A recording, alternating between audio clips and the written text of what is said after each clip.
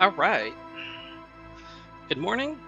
We are starting up our 11th episode of Disco Elysium. We're on day 4 in game. I tried to get the green screen working, but I'm closer, not quite there yet. I think I need to run it through the wash, get it straightened out.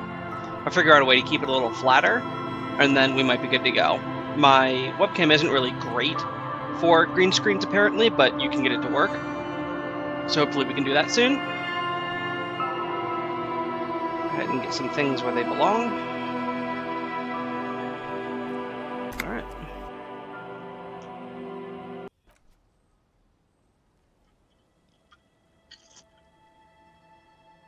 All right, we're talking to these 3 drunkards here. We resolved a quest, which I always like to say. What is thy bidding, my master? Exactly. We solved a quest about a coat without ever realizing it. So let's see if these guys have anything else to say, and then by that time it should be getting close to the time that we need to go get our gun back and participate in a communist meeting. Tequila sunset. Right, so we got him some booze, and we want to hear another story. So we get to start Thursday morning with story time. Of course. Drink first, story later. Oh, wait. Can I do that? Not much, There we go. but it will do. The tale I'm about to tell you is an urban legend particular to Martinez. That said, I first heard it from a former bicycle courier in Coron. Okay. There are many variations on the basic story, and the details often conflict. What everyone agrees on is that nobody knows the exact nature or identity of the phenomenon. Is this going to be another blip in nature? Are you telling the story of the headless? Shut the fuck up, Rosemary. Summer of 44. 17-year-old Gertrude Hett is walking home from a late shift at the harbor. It's almost midnight. She stops for a cigarette near the canal. The streets are warmed by a southerly breeze. The lights of a passing motor carriage bloom and fade in the distance. Shivers indeed. In the harbor's dark, her cigarette is a beacon, dancing alone. The image comes to you effortlessly, as though you'd walked the same streets yourself 1,000 times. Hey, thank you so much. Really appreciate that. Also, thank you for testing that alerts are indeed working for me. I've been having a little bit of an issue with them.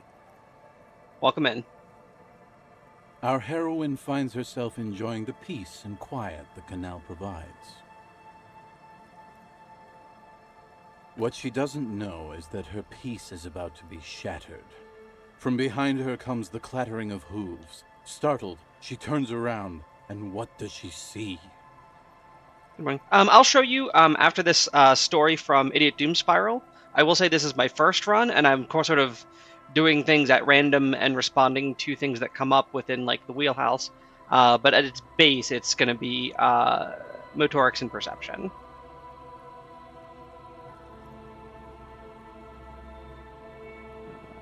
The Giant of Coconer. What? No, I told you this is a Martinez legend. It's a man. The pause is long and dramatic. With no head on his shoulders. Wearing a found tracksuit, searching for the legendary found cap that went missing when he lost his head. Ooh, I got the right one. Wait, I thought the Headless Fawn Rider rode a bull, and I have the figure. Well, there are many versions of this story, the most peculiar of which has the headless found rider riding on the back of another headless man. That doesn't sound right. If I hadn't lost my keys that one time, I'd agree with you. But life is a cruel mistress. Yeah, seeing all of the stuff that you can do with the purple skill, I think that's the Psy one. I really want to try that. Just like max out Shivers, max out Inland Empire, and just spook my way through the entire game. Just like pure instinct. Gertrude Hett may have been the first to witness the headless found rider, But she wasn't the last. Oh no. I like the idea too of like the signature skill being suggestion.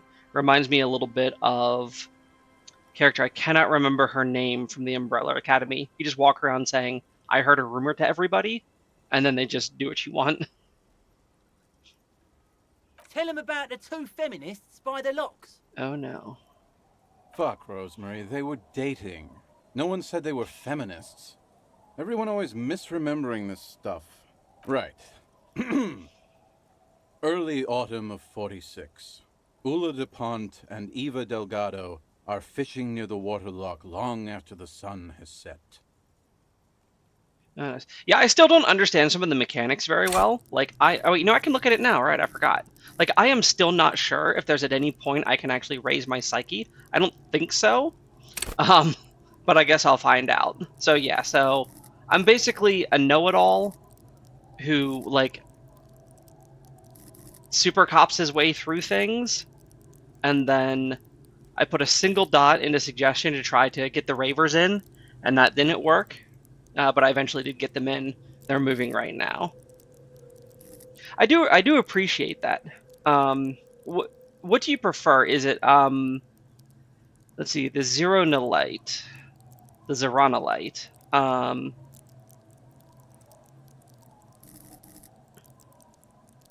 Zero? Perfect. Thank you so much.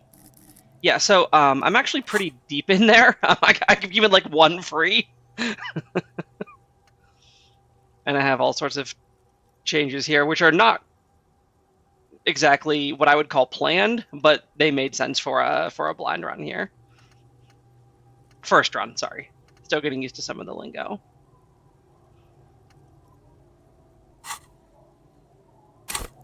But what I try to do is save a skill point or two, just in case I run into a roll I want to pass that I fail, and then I can just put a point in and redo it.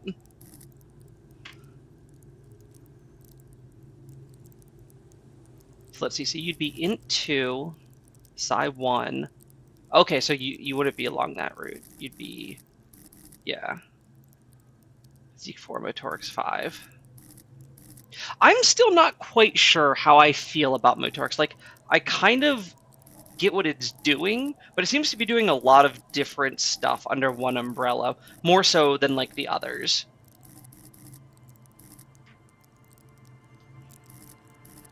Yeah, zero empathy, none at all. I am a broken, destroyed man, and it shows.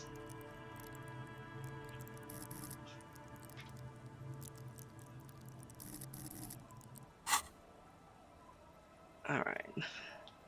Says the end 46, Ula DuPont and Nova Delgado are fishing near the waterlock long after the sun is set. The wind picks up. A sky already dark now blackens. Water starts falling from above. The first cold rain of the season. Two women stand on a small outcropping of rocks. One of them is wearing a purple raincoat. Thin lines reach out from the rods into the sea. Small droplets start appearing on the surface with increasing frequency. I see. Okay, yeah, that kind of makes sense. I guess I kind of overlap the perception and the visual calculus a little bit too much in my head. And then... yeah, I mean, there's definitely like a bunch of physical stuff. Yeah. The weird one to me that really sticks out in Motorix is composure. But I guess that's just like your control over like your autonomic responses to what people are seeing on your face and your like body language.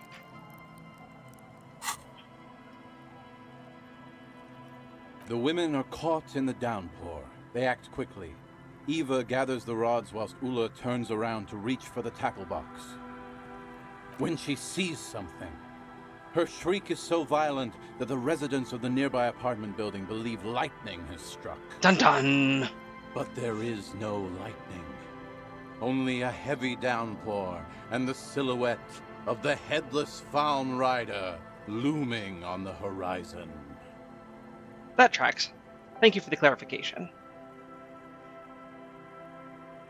Ula makes a run for the shore, but Eva slips on a wet rock and disappears into the cold, cold canal with nary a sound. So I take it you've beat this game a few times then, Zero, or is this like, are you doing like a second run? Her body has never recovered. Ooh, what happened to Ula de Pont? Word on the street is that she, you know, Hmm. gave herself facial deconstruction surgery. Real grisly stuff. Yeah, my friends who played it said that it's pretty easy to like accidentally die. So I'm trying to be sure to always have at least 2 of health or morale and keep a heavy supply of resources on hand. Anyway, that's the story of the Headless Faun Rider. Pretty crazy, huh? I saw a headless jockey in a tracksuit fits right in. That's the reality situation for you. You think you got a handle on it, then blam! It throws some wild shit at you. That's why it's critical to stay well hydrated.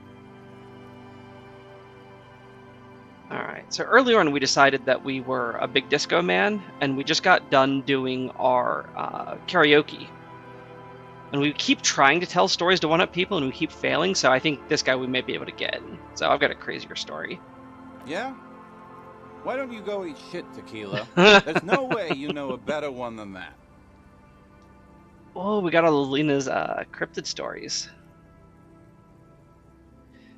The Kolda Mamadakwa. Self-replicating sound. I have to admit, that's pretty high concept. Still not as awesome as a headless rider in a found tracksuit, though. Matter of opinion. I don't know. Who was he before he died? Well, Tequila, that's part of the legend. No one knows for sure. There are a couple of possibilities, though. Some say he was an undercover cop who blew his cover and got beheaded by the vicious gang he had infiltrated. Now he rides, searching for his lost-found cap, plotting revenge. Dun dun dun. Others claim he was a professional jockey who veered off course during a steeplechase, ended up in somebody's backyard, and got decapitated by an exceptionally taut clothesline. Did I miss that? Oh, yeah. How will you move your body? Okay. How your body's built, influence yourself and others, and reason. Yeah. We're basically playing like a ninja nerd, which, you know.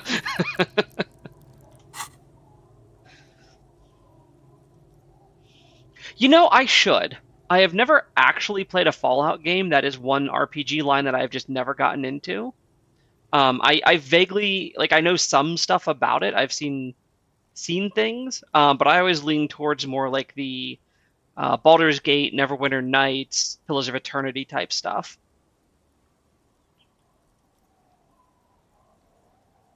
Personally, I think he was just some guy who hanged himself from a really tall tree, and the fall was so violent that his head came clean off. I almost accidentally pulled a guy's head off. Coincidentally, at that exact moment, a horse happened to pass under him, and his beheaded corpse mounted it, where it remains to this day. But then, no one really knows. I see. Oh, that makes sense. That's kind of a good stat layout. And then I guess your perception and your agility would like tie into your VATS, I guess. Is that right?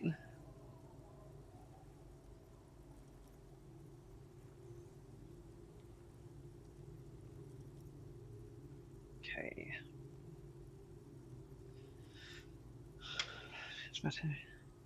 Yeah, that does sound the most plausible. It's the most boring one, but it does sound the most plausible. Isn't it?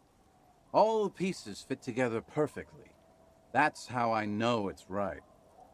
Okay, so they like switched up the VAT stats through the different games. Okay, that's cool. Anyway, to each his own. You want to hear any other stories? Are you a big RPG player, Zero? Whatever became of the Headless Fawn Rider? No one knows. Some say he stalks Martinez to this day, and can be seen near the canal when the clock strikes midnight.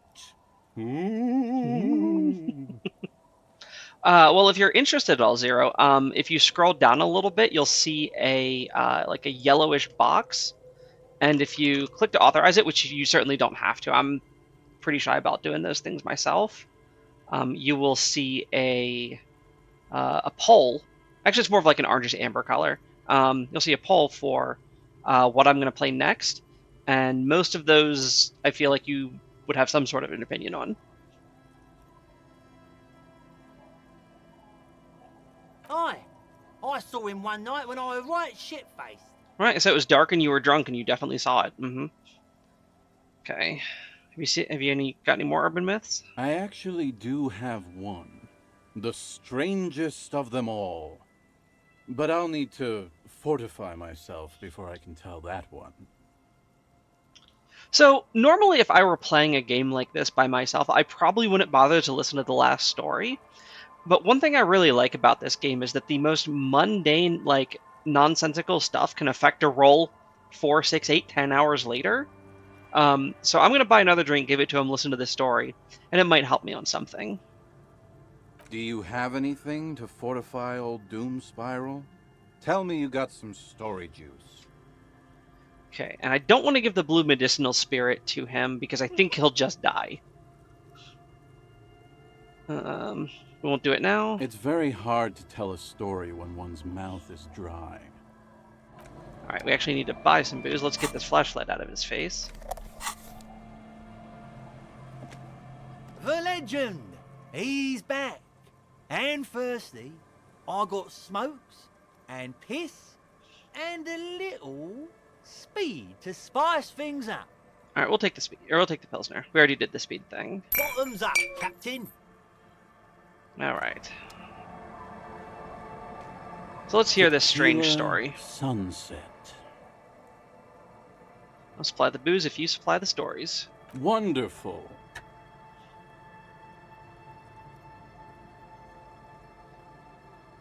Did you last dream get the option to do a quest?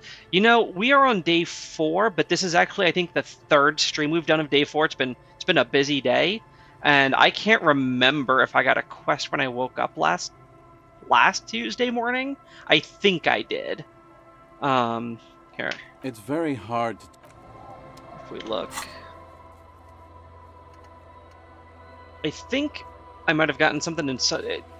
If it was about, was it Mona? I did reach her on the phone and took so much morale damage, so much. Punched the payphone. I'm not sure if that was related to it or not. Get yourself organized. Get your here. Tuesday, Wednesday, Thursday. Find and stuff. Solution. Prove your authority.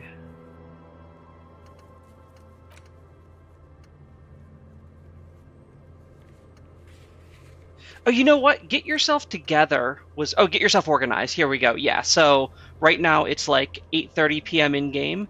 At 10, we're going to get our gun back because that's specifically timed to today. And then if we still have time, we're going to run over and try to do this tonight. And if we miss it, we'll just do it tomorrow. So that's the plan we're going to go.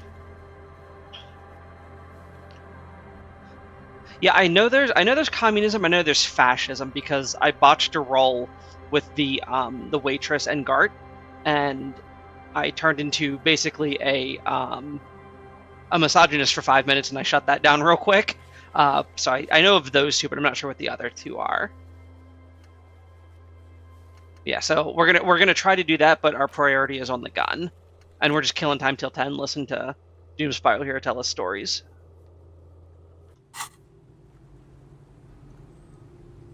Yeah, I've noticed that too.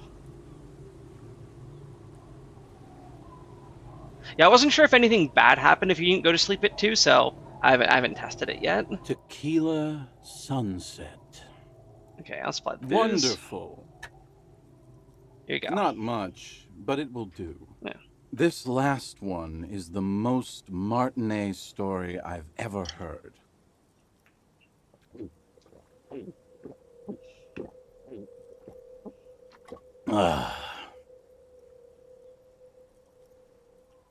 I've never heard it mentioned outside of here. At first, I thought it was a joke, to be honest. But I've been on the coast 8, 9 months now, and in that time I've seen at least 3 expeditions come through, searching for something. A shovel hits the sand somewhere behind the reeds, near an abandoned construction yard. The young men look over their shoulders suspiciously. The sound of their digging seems loud in the sudden silence. Well, I'll tell you, I am good at messing things up accidentally when it kind of looks deliberate, so I will try to stay away from that. Is it the cryptids? Magic animals?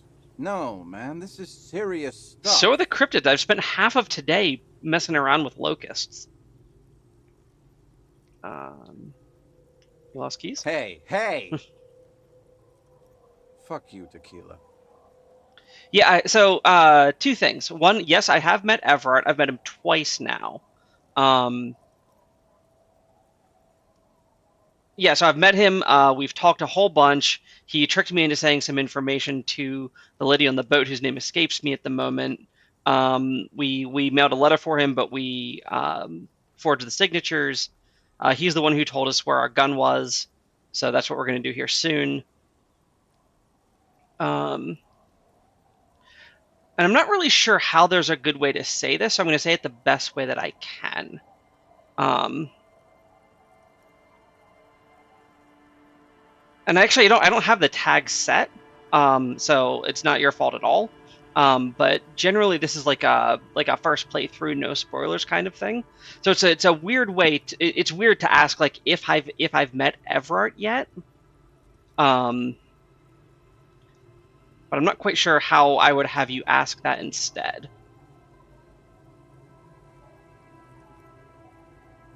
I mean, I agree. It's probably pretty unlikely that I would not have met Everett by the end of day 4. I just wanted to casually mention it. Thank you.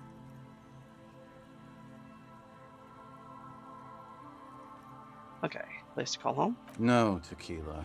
Most people already know where they live. It's guys like you and me that are the exceptions. Okay, what kind of expedition? All kinds.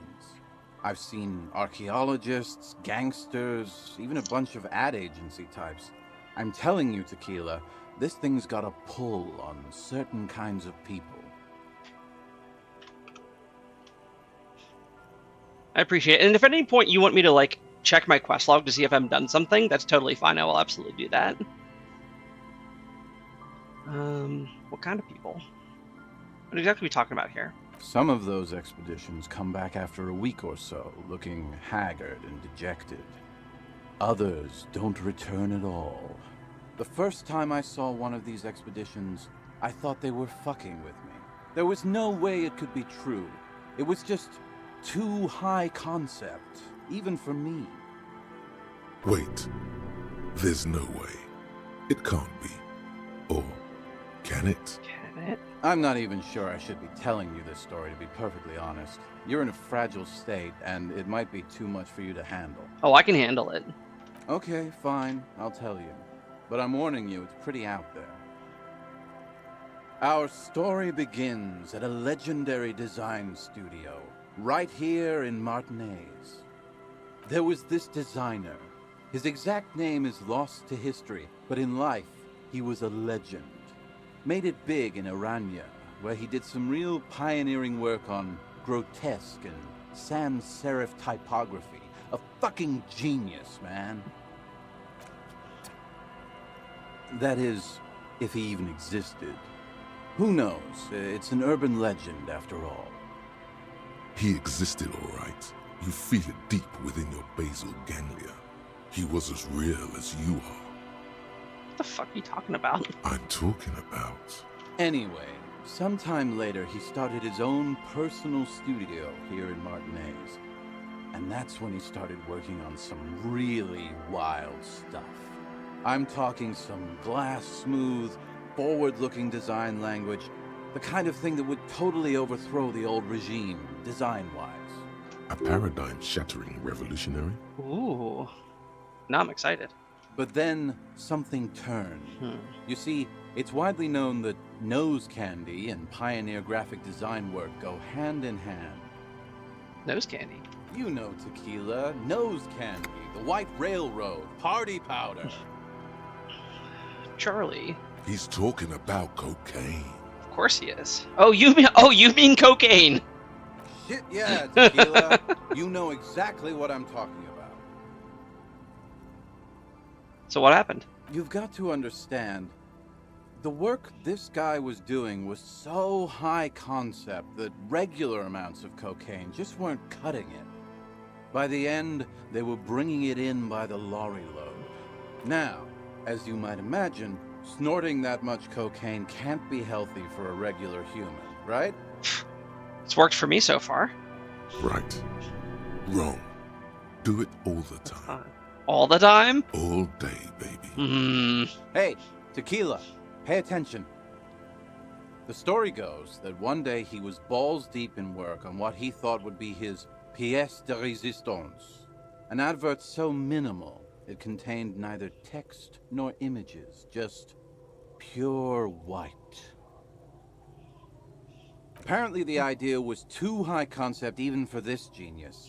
He dropped dead right at his desk before he could finish. His last words are recorded to have been, "It's as white as a blizzard of cocaine." Oh yeah, couldn't have possibly been an increasing dependence at all, or tolerance at all. Hmm. Yeah. Yeah, I'll keep that story myself for now. Okay. What a loss for the world of.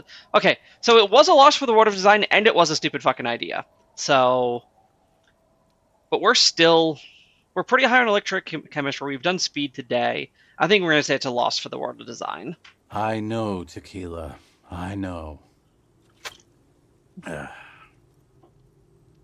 Hey, Verpin, you made it for the cocaine. Welcome in.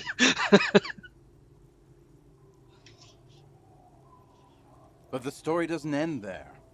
Supposedly, when they performed the autopsy, the coroner discovered nearly a quarter kilo of coke jammed into his nasal cavity.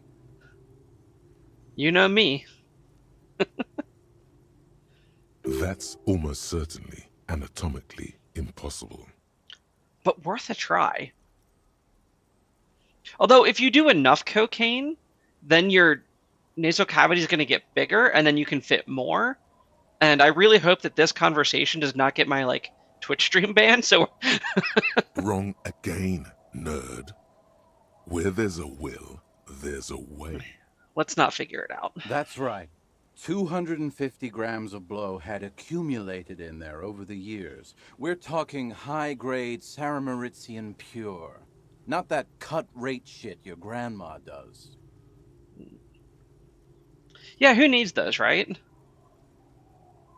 If you ever put in a nose ring and you decide, or a septum ring, and you decide you don't like it, instead of taking it out, just do so much cocaine that it falls out on its own.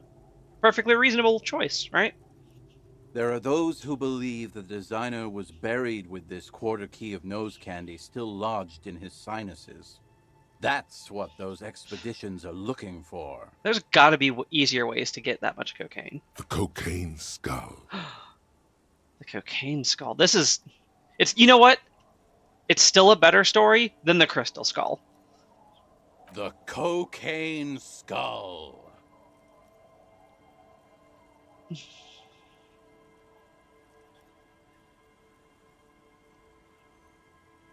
Also a better romance than Twilight. Absolutely.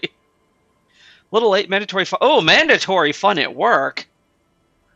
That sounds delightful. Yeah, I was a little late getting started because I was stuck on the phone until 7:40 and I had to eat something, and that pushed everything back by 10 minutes. I tried to get the green screen to work, but I think I need to tumble dry it so it has no wrinkles, or get a different frame so I can stretch it out, because I'm getting close. It's getting there, but it's still got way too many artifacts for me to put it up in the corner. So right now it's just hanging sadly behind me. Why do people think the skull is here in Martinez? Here's the kicker. This designer, this lead designer of a world-famous design studio, was born in Martinez. A local boy, Martin Martinez.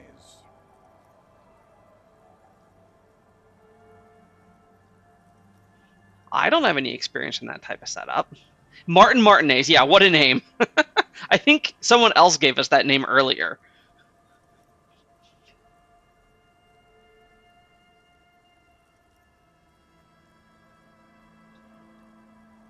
Yeah, I know. Rocky is lurking, and I was like, "Oh, how'd you set up your green screen? It look, your starry background looks so nice." And he's like, "No, I just put a starry background in front of my green screen, and that's all you're seeing. It's not actually like set up." That's why he brought his studio here, back to where it all began. And that's why they buried him here, too. Perhaps right under Ab's pipe there. Or probably further down the coast, or in some yard in Martinez proper. A hidden mausoleum, no one knows exactly. No, my grandma always told me his grave lay somewhere on the islets on the bay. Oh, also, you may notice that Kim is missing. We sent him to take care of the body so that we could, bully researchers and do speed and do all the stuff he definitely would not approve of while he's gone. My only question is, where does one get a shovel? I've got a pry bar. That's like a really terrible shovel. Rosemary, you said something about islets? Don't listen to him or his grandma. He's just making things up. No, my grandma told me. I've heard other people say it too. That it's underwater. Or no, maybe it was the storm sewers. That's kind of underwater, depending. What have you learned from the other expeditions? They're pretty vague about it in general. The gangsters like to claim they're looking for the grave of a friend, with picks and shovels. The archaeologists act all official about it, saying they're conducting serious research. Honestly, I think they're not really scientists, just rich. I mean, bored rich people have found things before. The junkies, for some reason, are pretty upfront about it. They just say they're looking to snort some blow out of a dead man's nasal cavity. Gotta have goals, right? That's a bucket list. Honest men on an honest quest. You should join them. By now, I'd say I know about as much about it as anyone on the coast. So I think we just did this, but it's still highlighted. So what do they plan to do with it? The archaeologists say they want to put it in a museum. The gangsters say they want to sell it on the black market. And the ad agency guys say they're seeking inspiration. Be all that you can be. Bullshit. They just want to snort it. But you could beat them to it, Harry. You could snort the magic skull cocaine instead. I don't know, Veprin, does snorting cocaine have the transitive property? Like, can you just like pass it from one to the other? Either direction? I'm pretty sure they all just want to snort it, though. And why wouldn't they, eh? Sounds like right strong stuff.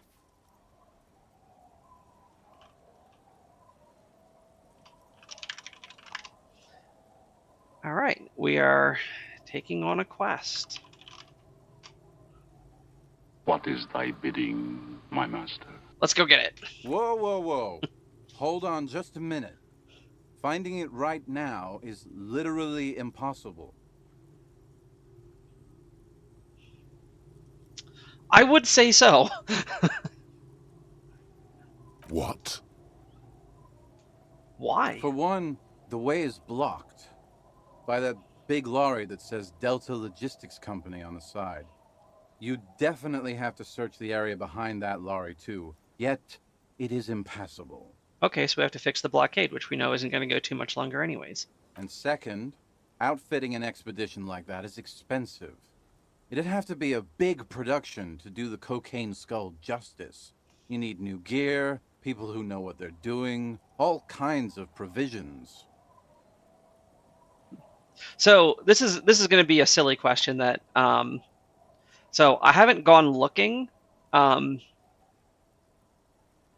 don't want to know what any of the stats are, but like, do people like have people mined out like that NPCs have stats that they roll, or are they just like do they have them for like personality and like for similitude, essentially?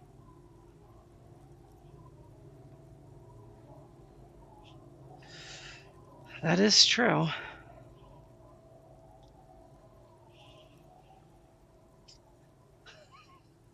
You know, since I got like the Ultimate Edition or whatever, like months after things had come out, I didn't realize at first that this game had additional content on it, like a Royal Edition. That is, so I totally missed this. That is delightful. That's cool. Oh, that's cool.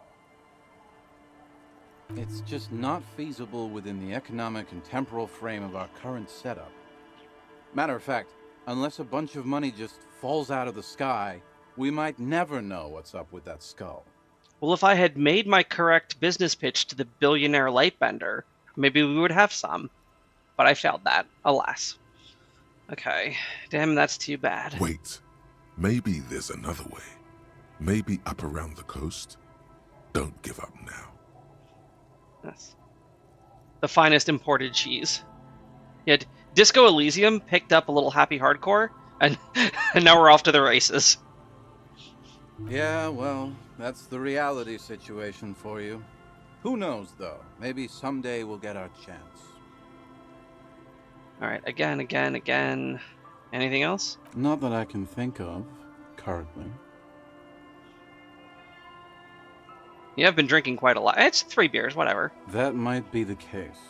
Yes. Be seeing ya. Okay, great. Yeah, so we decided to talk to him one more time, and we didn't get a random check bonus. We got a whole side quest, which is like the whole DLC thing. I love it. It's great. He sells me stuff. I don't think he's gonna have a lot to say. Don't call Abigail. Right, I won't. The noxious odor emanating from the drunken man is strong and familiar. Don't you call her? Yeah! Don't call Abigail! Who's Abigail? Uh-huh. Abigail. Don't you fucking call Abigail. You're not going to get anything out of this guy. He's too drunk. Yeah, I figured. Oh, Viprin, in the next game poll, you are now tied with Ori and the Will-o'-the-Wisps. I'm sure you are extremely broken up about that. Never thought you'd see such a thing in your life. But this guy's a little too drunk. Yeah, we still have a half hour to kill, so why not? Why shouldn't I call Abigail? He snorts and beckons you to lean in closer. I don't want to. If I lean in, I'm going to get puked on. Don't call Abigail. Don't call Abigail. Tell me about your friends. Don't you fucking call her. Hear me? Abigail? Maybe this guy. Have you seen any women around here lately? Maybe red hair. Abigail? Abigail, where are you? Okay. Yeah. We're going to walk away. Yeah, if you want to just Osmos like 30, 40 times, just bump me straight to affiliate, we can get all sorts of fun, like, emotes and channel points and stuff. That'd be great. Okay, wait, what am I doing here? Confront the pigs, get your gun back. Walk past the fishing village until you see the boardwalk. This area confuses me slightly. Okay, so...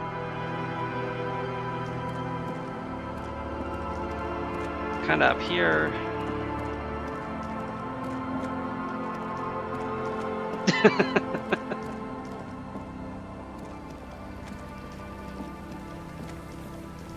Also, I realized in this stream that I need a safe word for asking questions.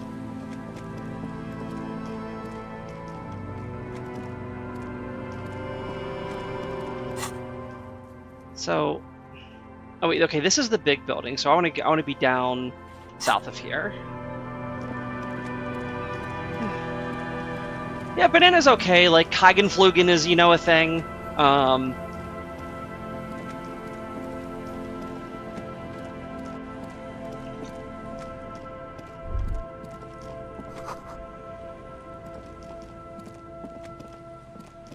I guess I need to do my, like, design or whatever. I'm trying to think what I might want to do for, like, a channel point icon, or, like, what type of emote we might want to start doing when we can. But that's not the creativity thing that I'm really good at. But we'll see.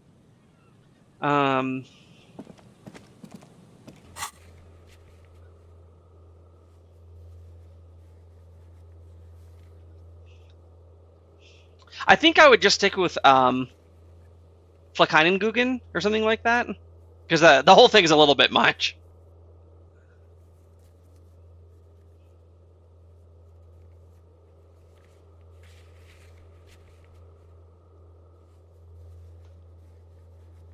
Wait, I have a task I can redo with the map wall.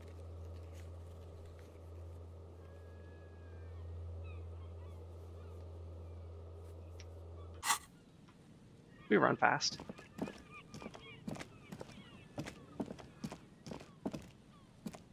I do know the outcome of that, yes. Okay, so this looks like where I'm supposed to be. This is the boardwalk behind the fisherman shacks, right? Is that right?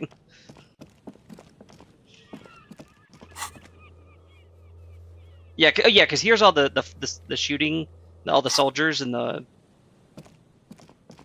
class war, and they're all right here. So that's got to be it. A row of ghostly shades facing a crumbling wall, with another 7 shades standing 10 meters from them. A single person stands on the sideline. Yeah, this whole thing, like the way he envisions all the bodies based on the physical evidence, I would be hard-pressed not to just take visual calculus like every time. A cold sea behind this building, the other one, once filled with engineers and designers of felled electric, now collapsed and dead, but for some rats. You feel drawn, for some reason, to the faded mural again.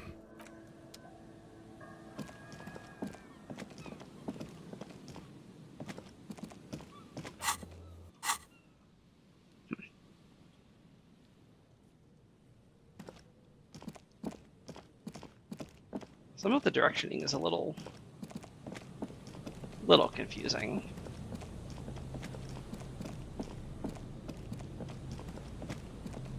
Yeah, see, the game keeps wanting me to check out this mural, but here's my problem with the mural.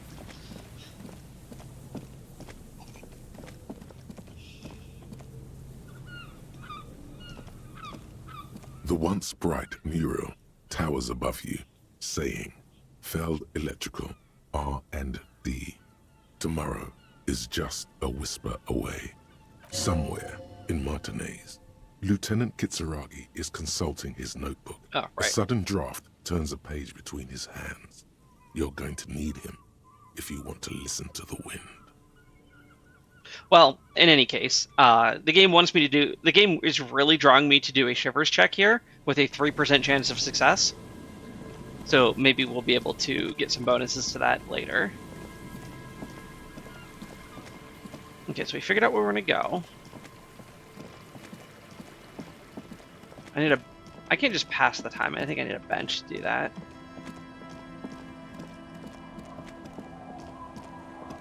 And there's one right here. It's only a half hour. I don't want to like run back to Martinez or to like the waterfront area and try to do something and then run back real quick. And I can't talk to the ravers because they're currently moving in right now. Yeah. Can't figure out anything about the statue because, you know, she's incorporeal and the object is physical.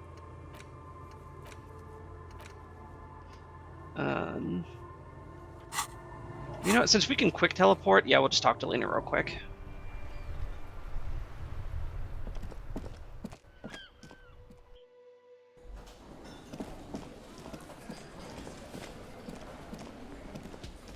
I like that the quick travel doesn't take any time. That's Hello, nice. dear.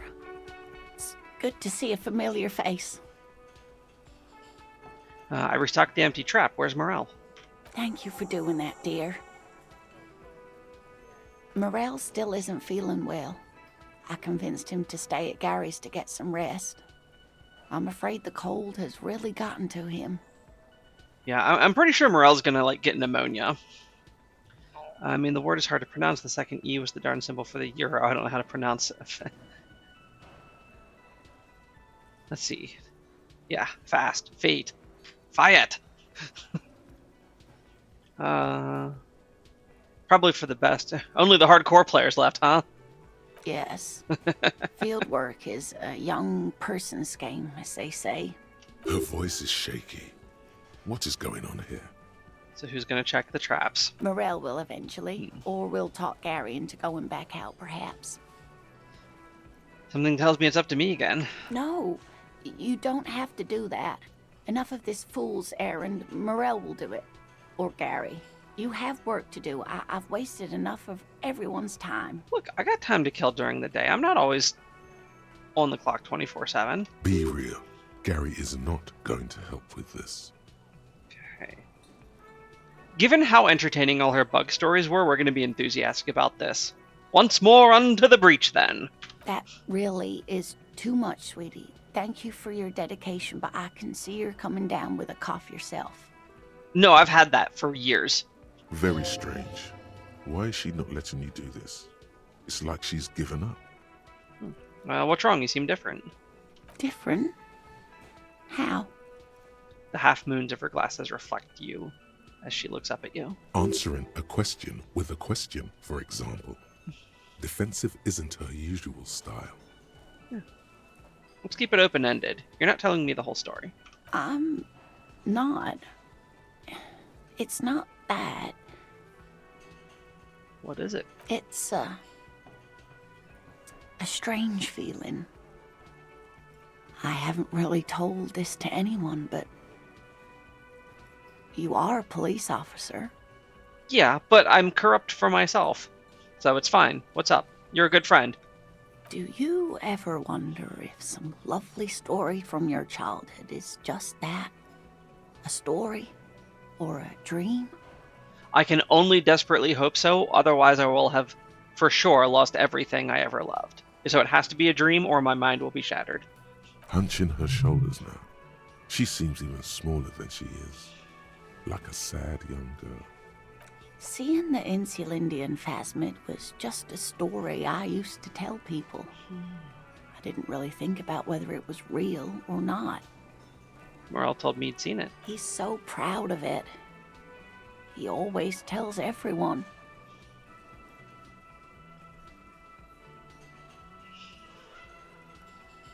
Yeah, it will be nice. The story is real to you and him. That's what matters. We have a loose grasp on reality as it is. I think this is a fine answer. No, sweetie. There's more to it than that. Morel was so eager to believe my story was evidence of the phasmid's existence. Right? That I'm some queen of the cryptozoologists. That. And for years, his belief made me believe too. But now, we're both getting old, and he's still working himself sick out in those reeds looking for it. But what if I was just wrong? I think I was. Ooh, I don't know.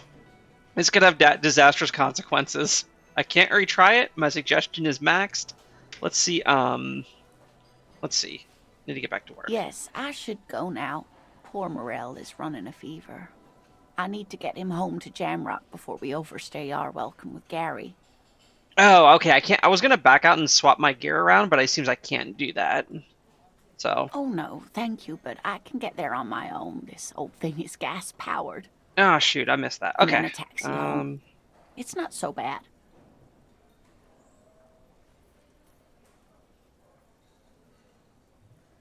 Be careful out there. You too, sweetie.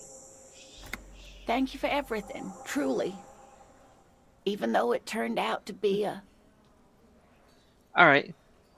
Go ahead. Go enjoy your productivity meetings that prevent you from being productive. A waste of time. A lie. A fool's hope. Say her lips moving in silence. Like that, she drives off. The gas engine putters quietly as she gets to the doors, then pushes them open. Outside, the cold coastal wind blows. I'm gonna miss Lena. Somewhere out there, a kilometer to the southeast, a gust of wind shakes the felled building, rattling dusty windows, beckoning with strange coldness, to ask the wind once more. See, it keeps pushing me. Alright. That's that resolved. Let's see if she has anything else to say.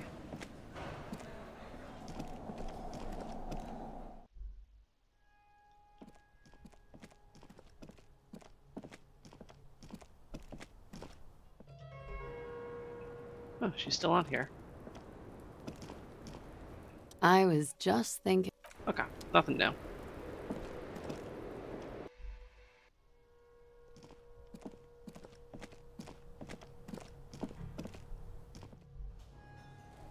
Alright, let's head back to the bench just outside the meeting place. Just to pass these last 20 minutes away. There's not really anything else I can do here.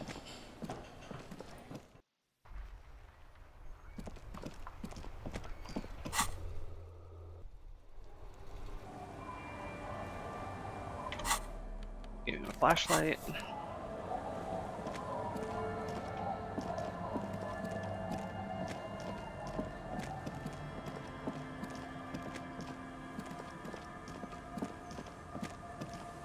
Gotta go all the way around the building. Can't wheedle our way through. Cool. Pocket change. You can get the whole way around, dude. No, you know what? Do it. Ring around the rosy.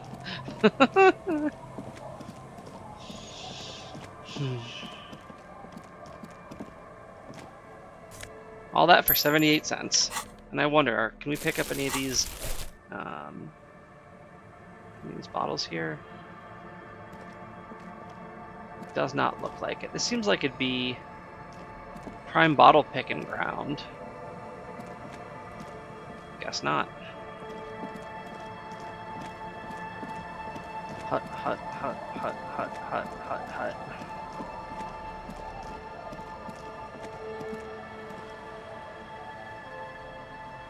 Okay, let's check out these benches. You sit on the wind-worn wooden planks of the bench. Your feet ache. Perfect. What are your thumbs for 15 minutes? The twiddling barely keeps your hands warm against the frigid wind blowing from the coast. After a while, you've had enough. Alright, let's make our way over to this meeting and hope it is where we think it is.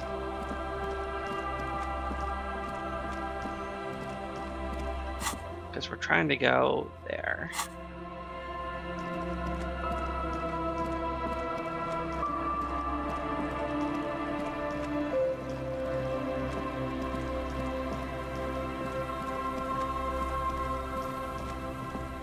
He's having a tough time with it.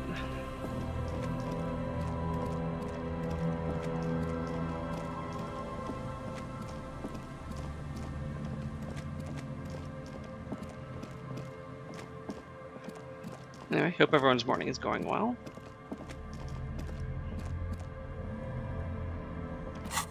Okay, so we are supposed to meet near the old fish market at 2200 and get your service weapon back. Just walk past the fishing village until you see the boardwalk. This is the boardwalk. Unless that's the boardwalk. But I think it's this. So we should be in approximately the right spot.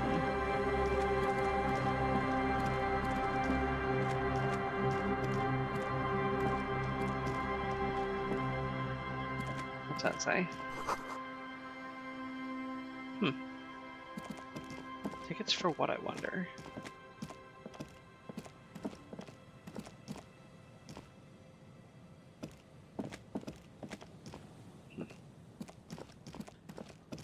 What can we do to kill 2 minutes here?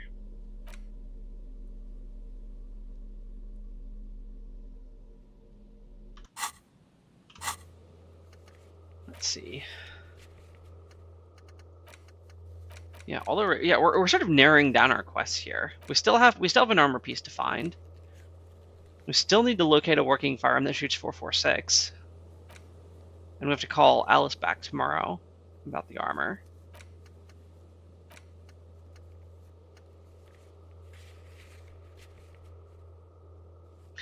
Oh man, that's annoying. I really wanted to like back out and up my skill, so I think I messed up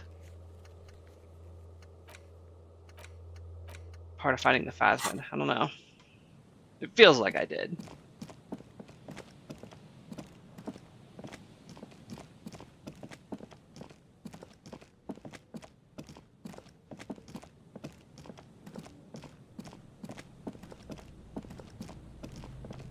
We're going to do calisthenics for 2 minutes here. We're going to run in circles, keep ourselves warm.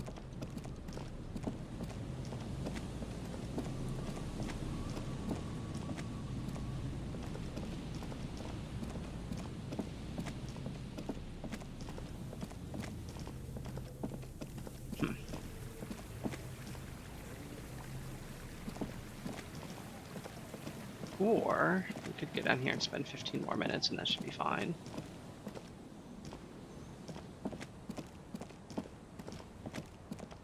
Let's talk to the old lady, see if she has anything. The old woman still sits in her chair, continuing with her chores. As she does so, she quietly hums to herself. The buzz of electric lights blends together with the slow rumble of the ocean waves at night. There's a gap where the name of that song should be. You should ask her about it right now. Still up? Yes, I can't really sleep anymore. Only a few hours a night. It happens when you grow older. Yeah, that's pain. My suggestion is don't. Don't grow any older than you already are. Well, I will try That's that. old enough. What's troubling your mind? What's the song you're humming? A lullaby my mother used to sing. I sang it to my kids too. It's an old Samaran children's song. What's it called? Surrender to the night. Ooh. That's kind of grim for a children's song, even if it is a lullaby. That's a good song name. Sounds nice. Yes, it does. Alright. Alright, 10:01. Let's go.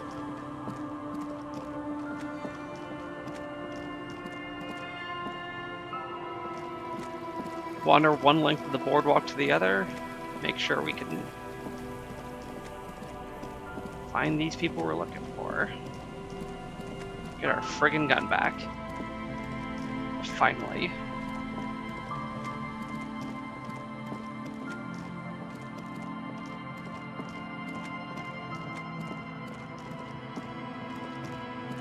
Okay, there's no one here, which makes me think we're maybe in slightly the wrong place.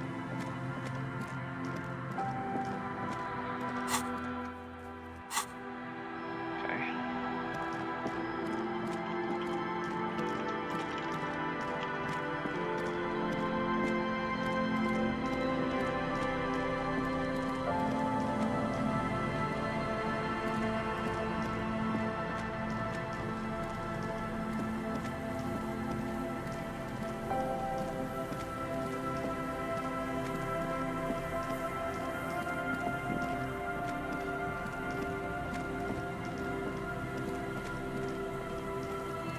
Oh wait, here.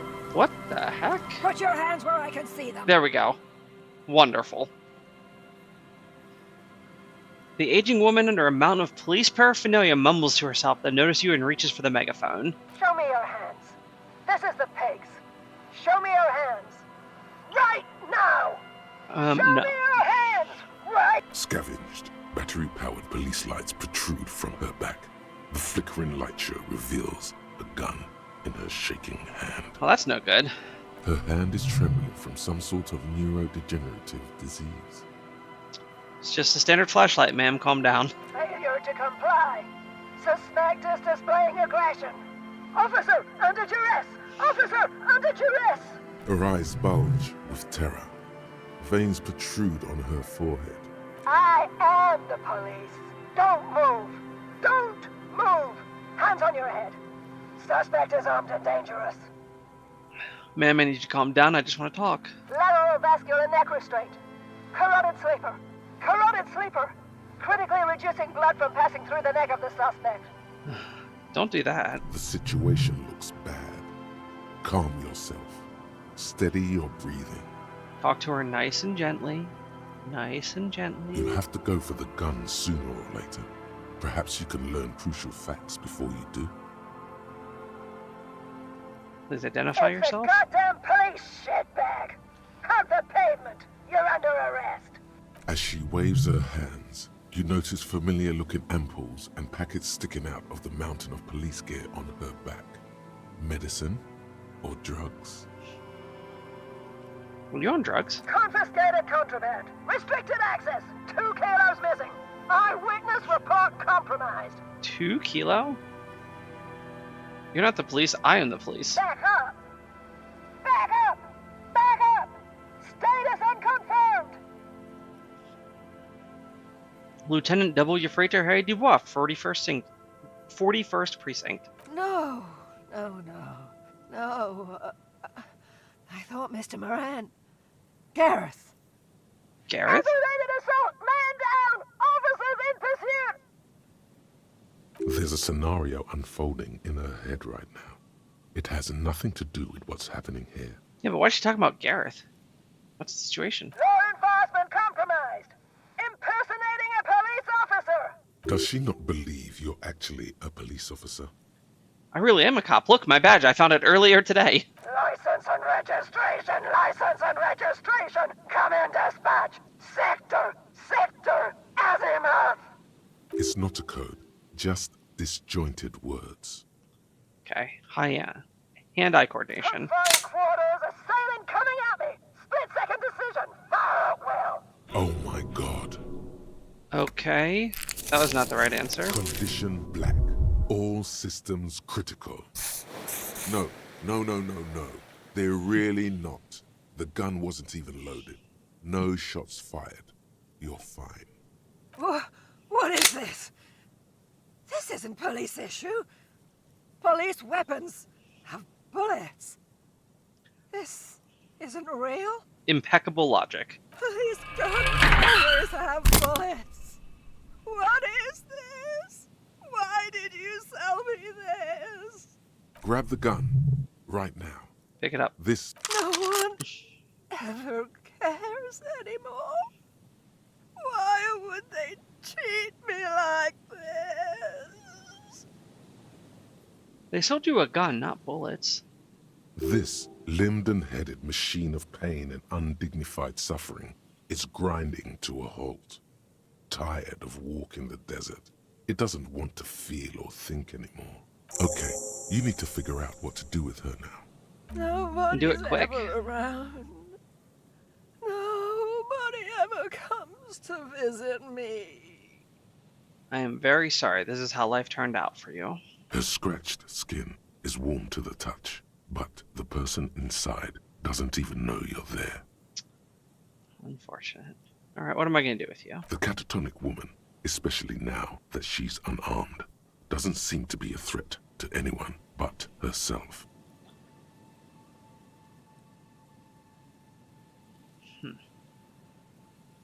ID's patroller for pigs, your heart is in the right place. The catatonic woman doesn't understand, probably even hear your kind words. She just is. It's a shame. Titus wants to be the sheriff. I'll tell him where to find you. Maybe he knows your family. Please leave the radio on.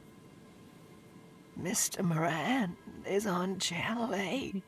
Reflex to what? Being left alone. She stands motionless.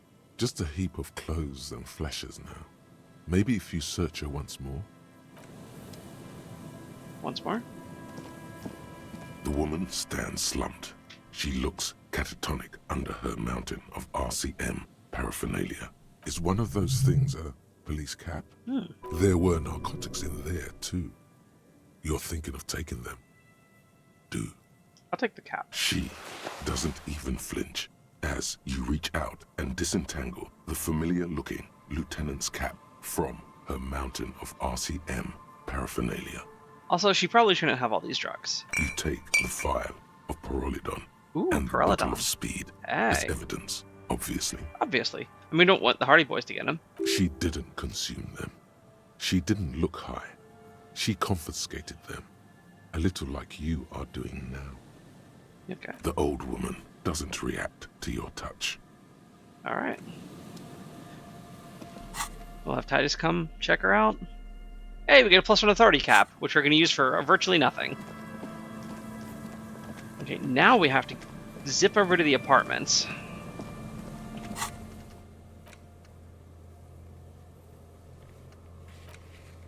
Esteban's meeting at Cape Side Apartments after 2200. Travel here. Making our way downtown. Driving fast.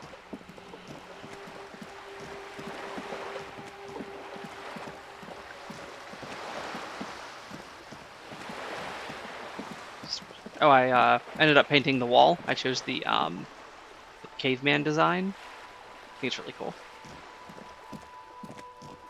Alright, we're in the apartment complex. Now we just gotta find the right place. Give me a moment. Yeah. Let's check with Cindy.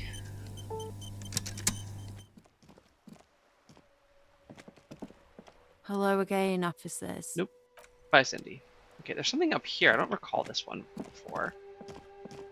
As you approach the metal grill, you can hear several voices having what appears to be an animated discussion. Wait, but I never got the password. This must be it. Beyond this door lies the beating heart of radical communism in Martinez. We have finally found it. Somehow, the night air softens the smell of trash and sea brine. As the breeze pulls through the canvas like a shuttle through a loom, you catch a hint of something unexpected. Something earthy, warm, and burnt.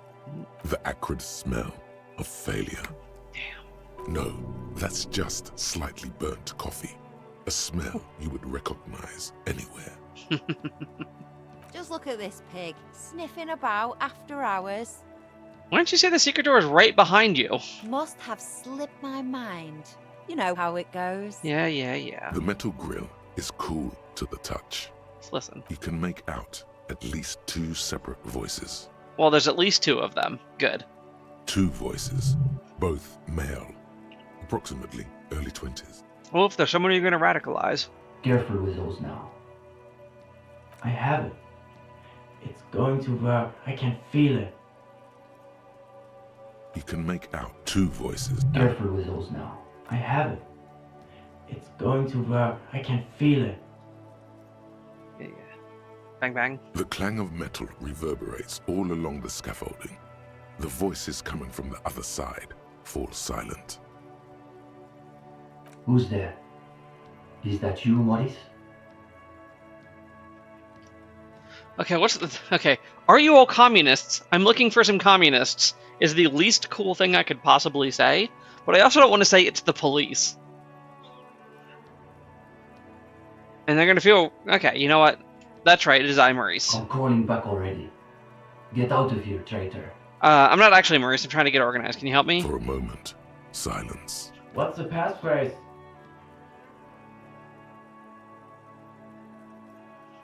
It's...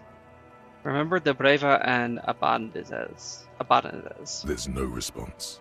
You begin to wonder whether they've slipped out some back way. Alright. The key's taped to the back of the door frame. Just make sure you put it back when you're done, or we'll all be locked out. And do watch the concrete. It just kind of falls away, in places.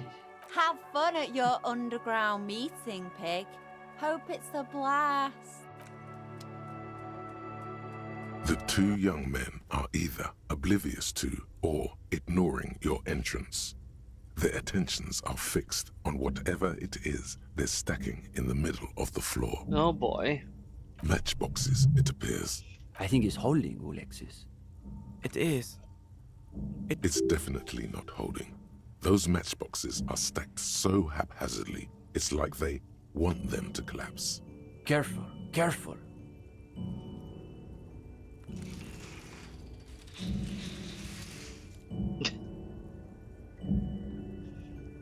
Sorry, I breathed. Damn, hardly any difference. You're late. He should know the meeting starts at 10 p.m. sharp. I was busy. I had alternate obligations. There's a great deal of tension in this young man's shoulders, more than someone his age should bear. Meanwhile, his companion inclines toward him, eager to catch every word that dribbles from his friend's mouth. Just a moment. Could this be the former owner of a certain jacket you acquired recently? Oh. Don't let them see you flustered, sire. Play along. My apologies, comrades. I had to be sure I wasn't being tailed by our class enemies. We all have to take precautions, especially during these delicate times. What matters is that you've made it, and that you've done the reading. Uh-oh. No one said anything about reading. You'll just have to wing this one. Yeah. Definitely done that. You have. Excellent. Let's hear your critique then. Thought the themes were interesting. They always say that when they haven't done their reading. Well, this is getting awkward. I'm not sure what you're expecting to find here then. Maybe he can explain himself.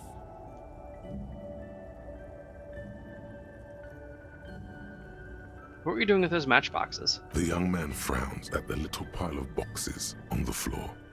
Nothing, just messing around until the meeting started.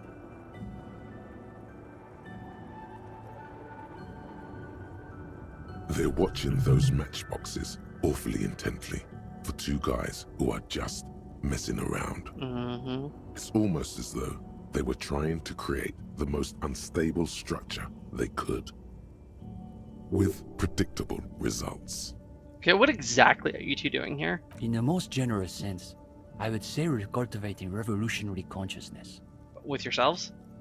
Yes, that's probably the best way to describe it. But more specifically, we are running a reading group. The most rigorous and theoretically advanced materialist reading group in Martinaise. Comrade Steban is a great discussion leader, one of the best at the university. It's obvious they take this group of theirs extremely seriously. Whatever you do, don't compare it to a common book club. Sounds like a place for intense intellectual engagement, exactly my kind of jam. That's our whole thing. The world is so shallow, all noise and repetition. We're interested in genuinely radical critique. Precisely. We are not interested in senseless parroting. We like to read critically. If only more of Reddit could do that. Within the contours of Mazovian historical materialism, of course. Okay, so what does your reading group actually read? We study all the foundational texts of Mazovian theory, of course. Just last week we finished the second volume of Puncher and Watman's Innocence of Capital. Truly extraordinary. And before that we spent 6 weeks on State and Plasm. For some reason, the word plasm catches in your ear like a piece of old wax. Uh-oh. You can feel your attention span rapidly deteriorating. Yeah, well, that was a pretty hard check for something I'm not any good at. I'm going to force myself to keep listening. This is like the core of what my character cared about in the early days. We've also read Wertmüller's The Megastructure of History, and before that, Real and Reality. Communist theorists love puns, in case that wasn't obvious. Hablars une paix infernale. The original Fizdale translation, not that worded-down revisionist garbage. These two deserve the Order of Honor for bullshitting. There's no way they've actually read all this stuff. I don't know. You get a bunch of like late teenage, early 20s dudes who get really into something, you'd be surprised what they can come up with. Obviously. But, of course, our special emphasis is on the theories of Ignis Nilsson and his followers, especially the inframaterialists. Inframaterialists. Who are these inframaterialists? You're not familiar with him? It's pretty advanced stuff. You may not be ready for it yet, Gendarme. Okay, but who then is this Ignis Nilsson guy? Only Krasmazov's most trusted lieutenant, the evangelist of the revolution, and the founding father of the People's Republic of Samara. It's hard to overstate how unimpressed he is that you've never heard of this world historical individual. I failed an encyclopedia check? Oh, that's the thing my character's great at. He also happens to be the greatest communist theorist after Mazov himself. It was Nilsson who first postulated the existence of ideological plasm, which forms the basis of inframaterialist theory. Those words again. You've got to find out what this inframaterialist stuff is all about. Whatever it is, one thing's perfectly clear. These young students have a much deeper understanding of communism than you do. You could learn a thing or two from them. If you can convince them, you're one of them. Well, that's what we're doing right now. The young man sighs. His companion looks about furtively. Where's the rest of the group? What do you mean? This is the reading group. Shouldn't a group have, like, a group of people? We're in something of a rebuilding phase. Yeah, rebuilding years, I get it. Some of our former comrades didn't have the ideological fortitude our work demands. Oh, okay, usually that's not what happened. Intellectual attrition is maybe the best way to describe it. Felix said he couldn't keep up with the reading on top of his classwork. And Susanna wanted to read text other than Mazovian theory. Like novels, if you can believe it. No commitment to the cause. Imagine the audacity of wanting to read a novel in a reading group. Novels? Unbelievable. See? Even the gendarme gets it. We've tried recruiting new members, but unfortunately the current intellectual climate is pretty hostile to inframaterialist thought. These days, if you're on the left, the ascendant schools are the Gotwalians and their iconoclasts. Don't forget about Maurice and the turnips. Right. Then there was the whole turnip debacle. What about Cindy? Cindy is... how to describe her role? Rabble-rouser? Outsider? Something of an ideological auxiliary, perhaps. Yes. That's exactly how I would put it. And naturally, we support her radical counter-liberal aesthetics. But she refuses to submit an essay, so we can't call her a member of the group per se. Seems a silly requirement. That doesn't stop her from using the room for studio space, of course. Of course. Did you see something about turnips? It's an unfortunate story. You see, our ex-comrade Maurice is something of an economist. He's studying macro and microeconomics. Right. So a few weeks ago we were discussing the extra-physical capabilities of the revolutionary state. And Maurice said... what were his exact words, Ulex's? It was unbelievable. He said, turnips don't care if they are grown by communists, moralists, or Welkin. They grow just the same. Basically, he was rejecting the whole foundation of inframaterialist theory. What is this inframaterialist business they keep blathering about? You've never heard of anything like it. Yeah, remind me what inframaterialist theories is about turnips again? Simply that under suitably revolutionary conditions, crop yields naturally increase relative to non-revolutionary crops, which Morris somehow has the gall to deny. Susanna said that he has been hanging out with some non-communists lately.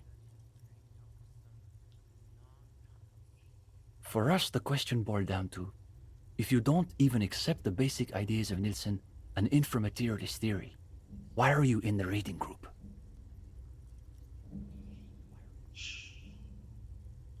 So you expelled Maurice from the reading group over an argument about turnips? Well, it wasn't so much that he was expelled. He just quit coming. We haven't seen him around for weeks. What's the matter with the Gotvaldians? They're the most depressing school of communism. They love writing long books with a patina of Mazovian theory to cover up their cheap psychologizing. A gang of cheap psychologists and intellectual midgets. Typical Godwalders, in other words. It's okay for Uli to say that, because his dad is from Gottwald.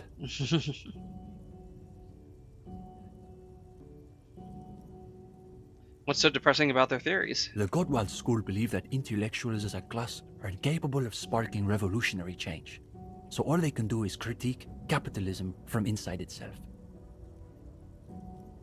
In other words, they have lost faith in their own relevance. Dang. That's why they spend all their time smoking cigarettes and writing long works of criticism that make you want to commit suicide. Sounds miserable. It is miserable. That's probably why they're always committing suicide. You see, the Gottwald school look like communists. They talk like communists.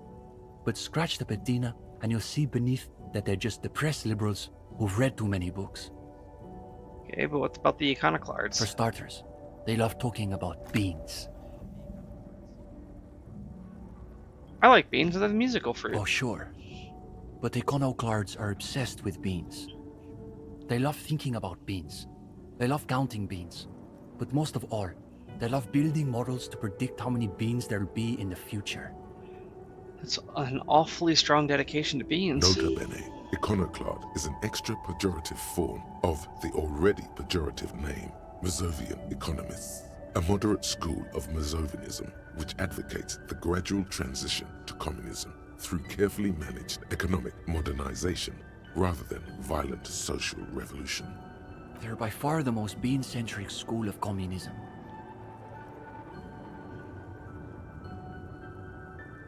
What's wrong with making progress through moderate economic reform? Oh, please. There's nothing moderate about their love for counting beans. If I were a Gottwaldian, I would probably diagnose them with Bohnenfixierung. Bohnenfixierung, there, that can be my safe word. You see, iconoclasts claim to be communists, but in reality they're just liberals with hard-ons for spreadsheets. And what about the liberals? Are they liberals too? Of course not. The only people who actually call themselves liberals are mouth-foaming reactionaries. Basically indistinguishable from fascists. You'd need an X-ray machine to tell the difference. I've heard enough. Let's talk about something else. Go ahead. Did the reading group have anything to do with the lynching? Lynching? No. We're not an operational cell. Didn't think so. We think of ourselves as more of an intellectual vanguard. What's your stance on the lynching? Our stance? What? Do you want to know if the SRV has established a party line on the lynchings in Martinez? Yeah. Though historically speaking, the SRV has supported direct action against right-wing paramilitary squads, especially when they are doing the Indo-tribes' dirty work. Good point. So as a provisional matter, I can say we support it. It's not that the boundary between sarcasm and sincerity is porous with these two. It's that they actually seem to overlap, as though one is meant to conceal the other. Are you affiliated with the union? No, we're an independent organization. We acknowledge and respect the union's efforts, but our interests are more theoretical than Mr. Claire's. Yeah, I gathered that. He speaks the truth. Yeah, Claire cares about money, mostly. So what's your stance on crime in general? That's easy. Crime is simply the inevitable expression of the injustice and incoherence embedded within capitalism itself. Yeah, see, you're not, like, strictly speaking, wrong. It's just, what do you do with that? Like, from that, where do you go? Delivered with the smug assurance of a schoolboy reciting a maxim he's committed to memory. It's a symptom, in other words, not a cause. He waves his hands He waves his hand as though this is all there is to say on the subject of crime. It's a good start, but there's a lot to do. His companion can barely suppress a yawn. Mm-hmm. Are there any operational communists in Martinez? No, unfortunately. The Except me. communards were hunted down and killed nearly to a man. All that's left of them are bones and old rifles. Like this one. His companion's eyes widen as you hold up the ancient weapon. He's practically itching to stick that thing in someone's face and pull the trigger. Ooh. Yes, like that one. I wonder how many of these are still lying around in cellars or sealed up behind the masonry. Well, there is one somewhere. Can I hold it? Sure. It's heavier than I was expecting. Or tends to be. The attitude of a priest bearing one of the holy relics of his faith.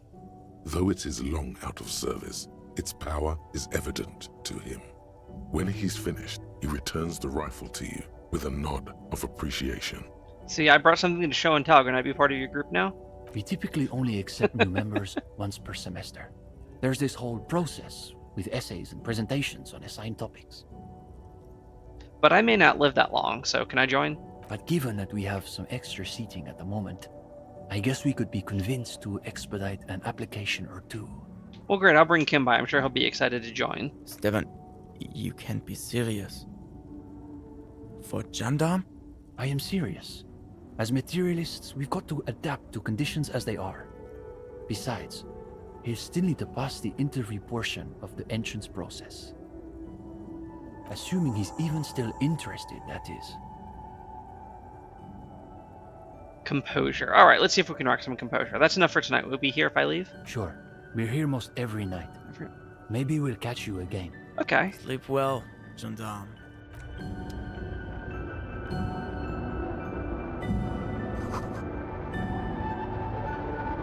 So he's under the cobblestones communism. No war but class war. Rickety easel surrounded by pots of gouache. Cindy's, no doubt.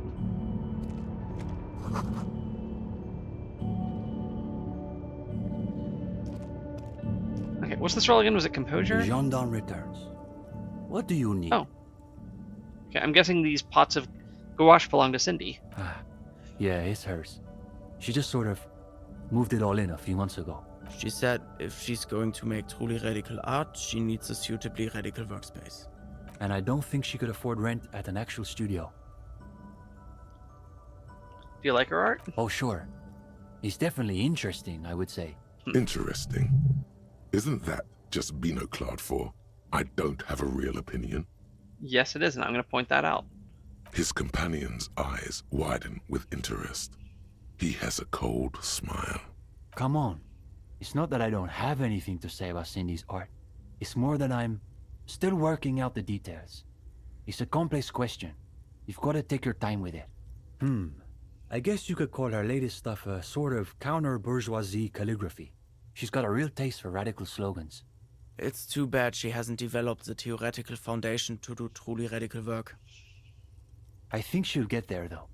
She's still looking for a subject equal to her ambitions. I'm wondering, what is the real deal with this place? The deal? At a fundamental level, I guess you could call it the shattered bones of a dream crushed by capital. That may one day be mended. A feeble and hopelessly mixed metaphor. That's really good, Steban. You should save that for an essay. Thanks, Uli. When the idea is sound, the words just sort of flow. Yes, now keep developing the idea. If this place is the Shattered Bones, that must make us the Bone Weevils. Yeah, that's not bad. Not as good as Steban's original idea, though. You want me to kick her out for you? I've served an eviction or two recently. I'm not sure it would do very much good. She's sort of impervious to authority. Yeah, I get that. It's true. And let's not bring up that shameful oinking episode. Oh, Jesus. Besides, it would look pretty bad if people thought we were collaborating with the gendarmerie. Good point, Uli. Alright, move on. Go ahead.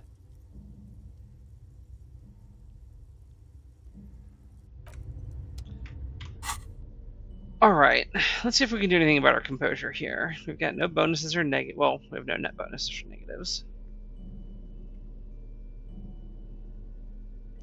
So let's see what we have here that can be composure.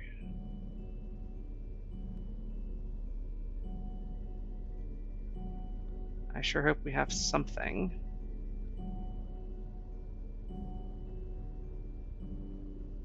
But unfortunately... Oh, okay, we got a mind his composure.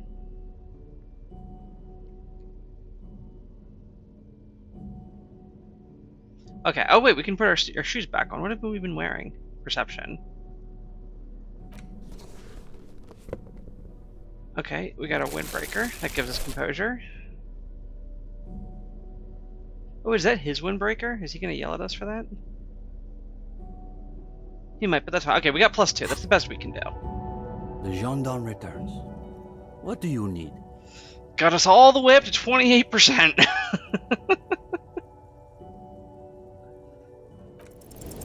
Is it getting warm in here? There seems to be a little pool of sweat forming in the depression of your lower back. Why is this happening? I thought I had my shit together. You did.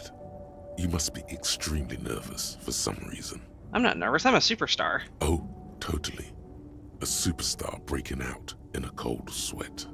It's because I don't do well in interviews. No, you're terrible at them.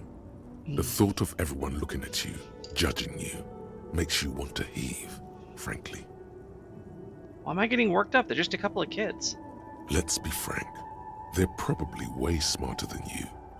You bet they've read more books than you can even name. Of course, it wouldn't kill you to crack open a book every once in a while. The hardest part will just be working up the nerve to ask without soiling yourself. Everything all right, gendarme? You look a little green about the gills. I'm good. Alright, well this is a skill that I want to be good at. So... let's take a point. The gendarme returns. Try again. What do you need? Remember, there we go. Where most people go wrong is in thinking they have to hide what they don't know. Now, chin up. You've got this. Alright, let's do this interview. Oh, you want to start now? Yes, I do. Sure, we can manage that. You've caught him off balance. The momentum is already in your favor. Now to bring it home. Go ahead and take a seat. Since we haven't had time to prepare an exhaustive questionnaire, I think we can keep this interview more freeform. Perfect. Why don't you tell Let's us go. a bit about the books you're interested in, and we'll just see where the conversation goes.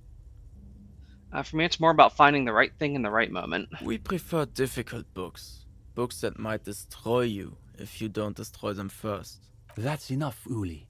It's the gendarme's opinions we are interested in. But to Comrade Ulix's point, isn't there value in reading really difficult books, just for the sheer challenge of it? You know, I'll bet there is value in reading really difficult books just for the sheer challenge of it, but we will address that question in just a moment. Normally I take my break in about 15 minutes, but I'm going to do it just a little bit early today. So I'm going to throw up words on stream, just in case anyone is around to want to try it. And plus I want to make sure that it continues to work. Got it. Okay. Alright, I'm going to switch over to there and we'll be back in, 4 or 5 minutes.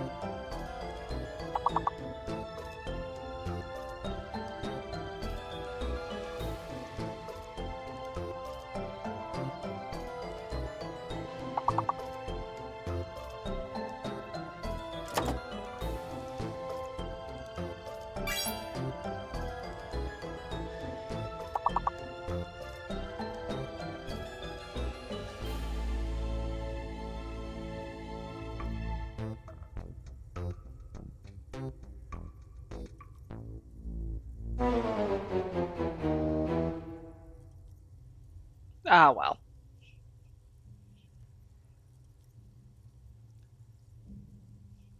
One of these days we will have enough people at once. Good morning, Rocky. How are you?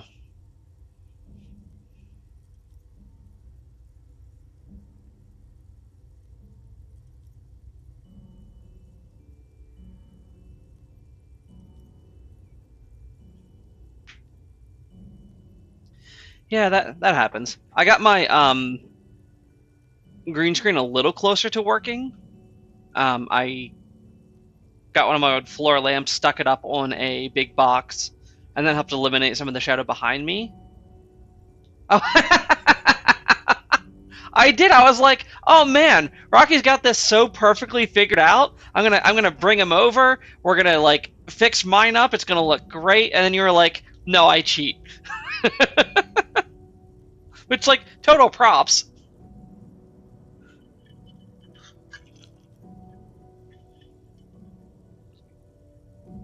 I don't know. I think I might have to shift my whole entire. Yeah, screw the rules. I have money.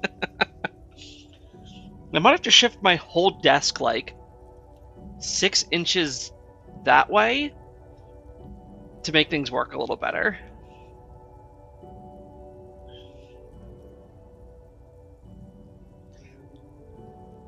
I was mad. Words on the Stream didn't take Rote, R-O-T-E, and I was like, surely Rocky will recognize that and want to play Mage immediately.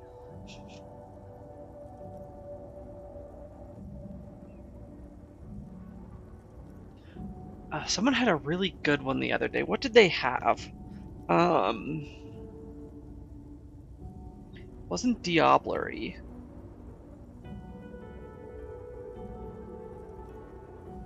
Anyway, yeah, it was like a very vampire adjacent word that came up, and I totally missed it. In any case, we have met these 2 fine young gentlemen. Oh yeah, Viprin's in a meeting as well. Seems to be the thing to do.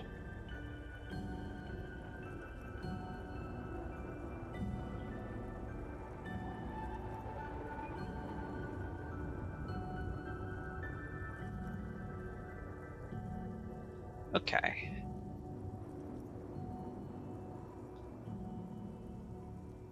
Oh yeah, we had an exciting development in the poll panel. Ori and the Will of the Wisps is now tied with Nier Automata, with Tomb Raider and Dragon Quest XI in second place, respectively.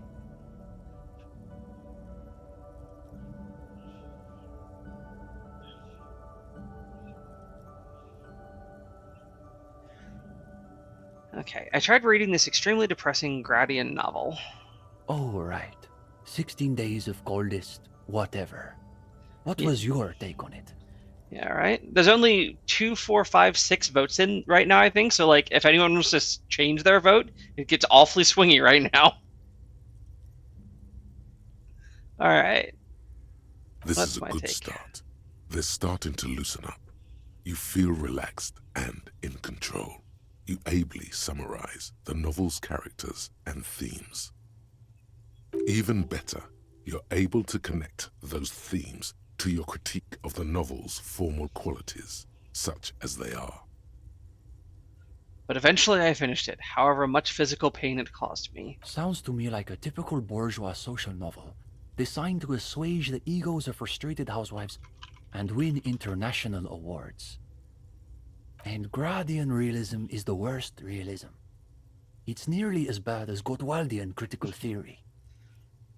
But slightly less unaliving yourself? Makes you want to gouge your eyes out. Or better, gouge the author's eyes out. These kids are eating out of your hand, practically. Another quarter of an hour disappears. The questions come rapid fire, but you have an answer for every one. Now you can sense things starting to slow down. The interview must be reaching an inflection point. But now I'm curious. Do you think there's value in reading so-called practical nonfiction? Listen, books are fine and all, but to be straight with you, there's no substitute for a real story. Okay, we'll bite. What sort of stories are we talking about? Oh, here we go. How about a tale of adventure, intrigue, and daring-do?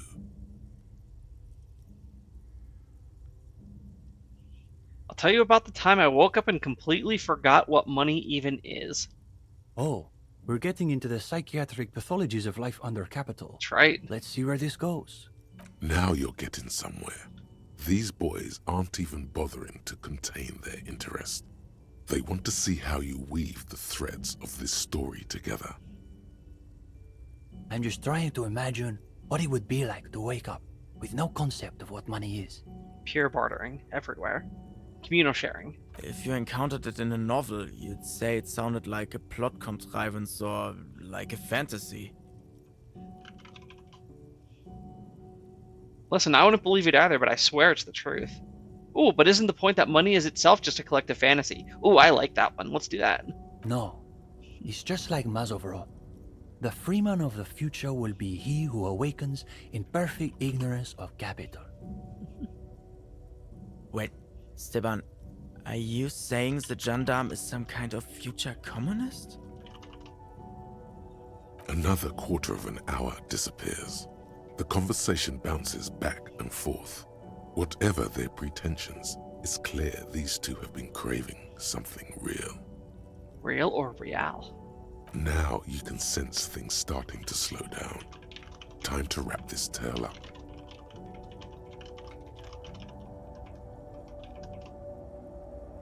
And anyway, even if you could somehow unpeel time, it wouldn't be the you who gets rich from those investments. But that would imply that whenever you unpeel time, you leave behind some kind of doppelganger in now time. Look, we've all seen plenty of time travel movies. We know how this ends. I suppose we'll have to leave it there. But listen, gendarme. We could use someone with your breadth of expertise. With just a little more theoretical background, I think you'll be able to make some real contributions. Yes, I would say he's got serious potential at least. All right. And with that, welcome to the most ideologically advanced materialist reading group in Martinez. Dun, dun, dun, dun. Here's your first assignment. It's an overview of inframaterialist theory. A little basic, as you'll see, but one has to start somewhere. I'll add it to my very extensive reading list. You're going to fit right in, I think. Come back when you're done. We'll be here pretty much every night after 10 p.m. Okay. Do be sure to take your time with the reading. We'll be eager to hear your thoughts. Alright, so do I have it over here? Brief look at inframaterialism. Can I just read it here? The cover of this pocket-sized volume features a swirl of orange, yellow, and green. The title, A Brief Look at Inframaterialism, is set in an authoritative yet approachable serif font. What an interesting color palette. It's vibrant, yet somehow leaves you ever so slightly nauseated. On the inside jacket flap, you find a brief summary. What is inframaterialism? A highly theoretical branch of Mazovian communism? A collection of mystical ramblings by a discredited revolutionary? Or possibly both? Yes, both. Both is good. This brief look, TM, introduces readers to one of this century's most fascinating and misunderstood theories in a concise, jargon-free manner. This feels like kid stuff. Is there no slightly longer Glance series? The back of the book contains 4 or 5 pages of primary and secondary sources, but you'd need access to a university library to find most of them. So not the public library number we already know. In other words, this guide is the only source you're likely to find. You turn to the table of contents. The guide itself is divided into several sections with seemingly esoteric titles like Effects of Plasm on Root Vegetables and Mental Projection and Transference. There's also a brief introduction about the life of Ignis Nielsen. All right, let's read the Ignis bit. Known to his numerous admirers as the evangelist of the revolution, and to his even more numerous enemies as the apocalyptic Shrike, Ignis Nielsen remains one of the most controversial and fascinating figures to emerge in the years of the anti-centennial revolution, second only to Krasmazov himself. During his unparalleled life, he helped guide a revolution in one country and found a new state in another. Along the way, he committed some of the most notorious war crimes in an era famed for its atrocities. And yet, his most fascinating contribution to history may be the most overlooked. His theory of ideological plasm, from which his followers and successors developed the school of communism known as inframaterialism. All right, let's go. If you're like most people, you probably believe that your thoughts reside in your brain, right? As they should. Completely backwards. You think with your hands. Always have. Okay, not quite. I'm more of a tactile guy. Honestly, I have no idea where some of these thoughts come from. This sounds more like a question for a psychiatrist. See also a brief look at psychiatry. But let's stick with Ignis Nielsen a moment. As Mazov's devoted comrade and leading theoretician, Nielsen was responsible for developing much of the intellectual foundation of communism. But his interests and speculations were famously wide-ranging. During his final years in exile, he produced, among other things, an early guide to home brewing, instructions for raising revolutionary children, plans for a universal pictographic language, and a detailed materialist critique of Dolores Day's chess strategy. A true man of Dolores ideas, again. equal to any of the great DeLorean polymaths. Yeah, but how's it relevant here? But one subject he returned to time and time again was the fundamental relationship between thoughts and matter. We may yet discover, he wrote in his notebooks, that under certain exceptional circumstances, the proletariat's embrace of historical materialism may be so fervent that their beliefs take form in the world of matter as a kind of revolutionary plasm. Huh. Okay. Stay with us a moment longer. What's more, Nielsen speculated that this plasm, when it becomes powerful enough, might begin to influence the material reality surrounding it. Hence the name, inframaterialism. Unfortunately, Nielsen passed away before he was able to develop these initial ideas into a full-fledged theory. That work was left to subsequent generations of communist theorists. Building on Nielsen's basic insight, these theorists reached a startling conclusion that a sufficiently revolutionary state might begin to exhibit certain extra-physical effects based on the amount of plasm generated by its citizens. This isn't even Nielsen's theory, it's his followers? Correct, though certain particulars of the theory are commonly attributed to Nielsen himself. The evidentiary basis of those attributions has always been a point of contention between inframaterialists and their critics. So these people are saying that if enough people just believe in communism, it will come true? The actual theory is highly technical, but for the purposes of this brief look, TM, that's a fine working definition of the concept. Yeah, okay, this is absolutely just Mage, right? Like, reshape consensual reality, have thing you want. That's because this is absolute idiocy, not even worth engaging with. All right, let's hear over this extra physical stuff. Inframaterialists divide the extra physical effects of the revolutionary state by the level of plasm required to achieve them. At the lowest, or first level, revolutionary plasm is believed to stimulate or invigorate matter without altering its essential properties. This sounds like the business with the turnips. Precisely, though plasm does more than increase vegetable yields. It may also influence the physiology of revolutionaries themselves. It's also been postulated that plasm may account for the remarkably full and manly facial hair observed on some communist males. Don't, it's embarrassing. Of course, inframaterialists argue that revolutionary plasm may stimulate human physiology in other ways as well. Oh yeah, we're talking about white-hot communist sex, baby. All right. That's correct. Reports from the revolutionary period claim that the most radically devoted communards were able to engage in vigorous intercourse for up to 8 hours at a time. Sounds awful. 8 hours? There's no way. Your equipment would be mashed to jelly. Bruised and spongy. No wonder the communards couldn't shoot straight. They were too shagged out. Hyperproductive vegetables and ultra-horny communards are fine. But this theory hasn't quite gotten strange enough for you. Sexual euphoria. Increased sensitivity to stimulation. If you didn't know better, you'd say this plasm stuff sounds a lot like being on amphetamines. And on that note, you feel like you've gotten the general idea of inframaterialism, enough to carry on a basic conversation at least. But if you'd like to go even deeper into some of the more speculative aspects of the theory, you could always read further. Of course you want to go deeper. What else are you here for? The book fits quite snugly into your palm. It would also fit comfortably into a jacket pocket.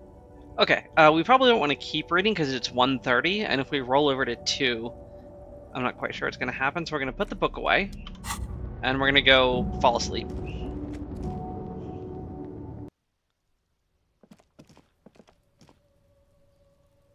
See if Cindy has a comment. Hello again, officers. Yeah. Oh, she says officers, even though Kim's not with us. It's a little bit of an oversight there.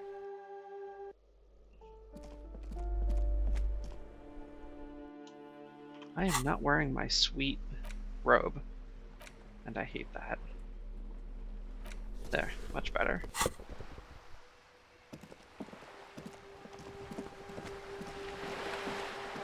Oops. Doing a little Stairmaster before bed.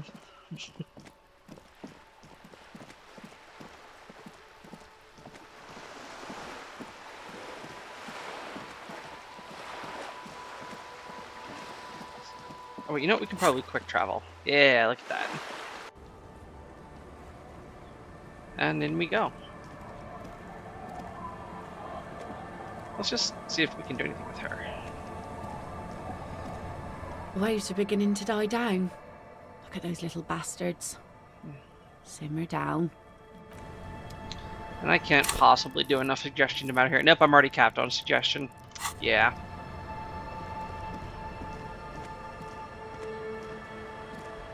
I should just yellow the 3%. It's getting cold, this late in the night. Time to call it a day. Yep, let's go to bed. Finish up day 4.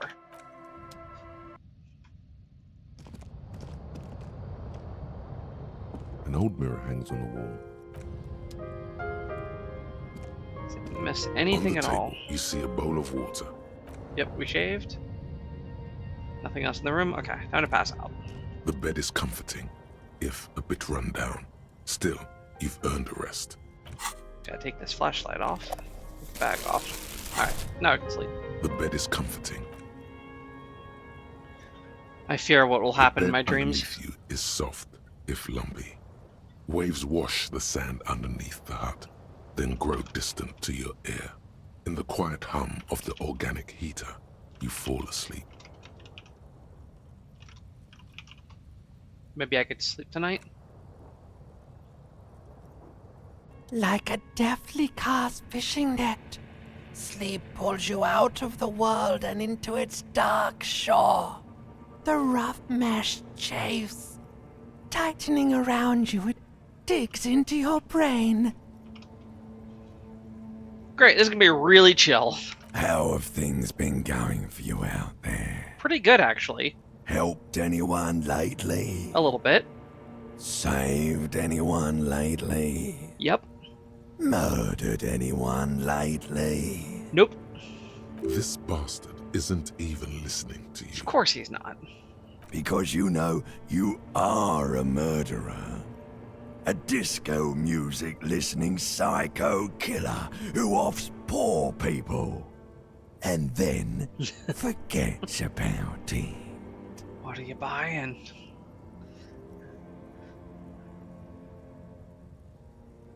Okay.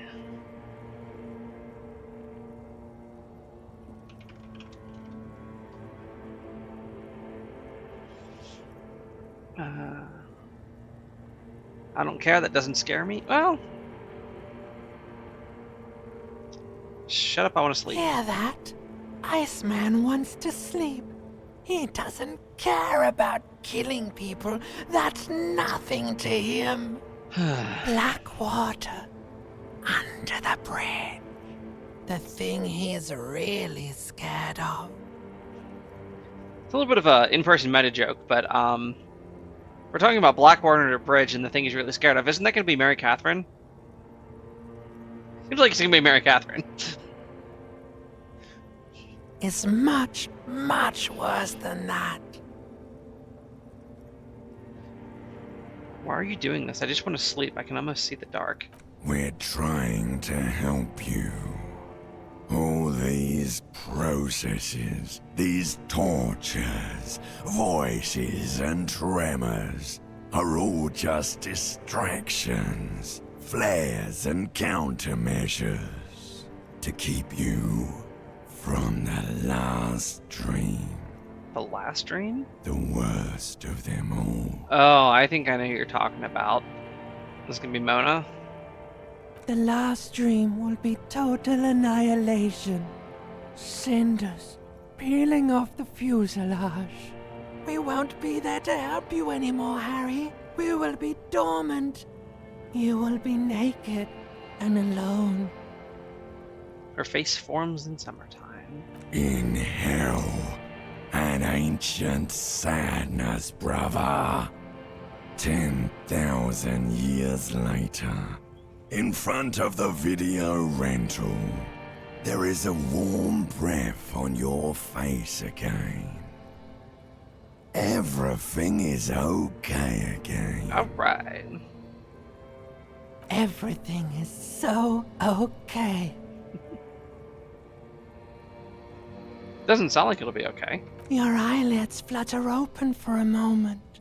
When you close them again, you sense the light of the room around you. You're back. In 2 seconds, the alarm will ring. Open up.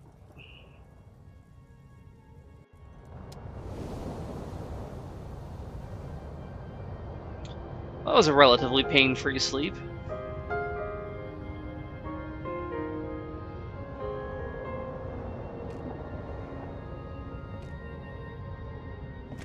Kim should be waiting outside. And we got a bunch of stuff to do today. Good morning. How'd the drop-off go? You don't care. Okay. So we need to talk to Hardy. Let him know about the pigs. We need to finish our book. And then we're going to go check on the ravers.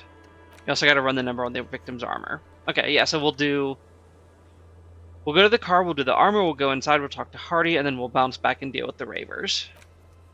And then maybe we can check the boardwalk and the island. Although I don't know where on the boardwalk to check, because we've been all up and down the boardwalk, and I found nothing to interact with.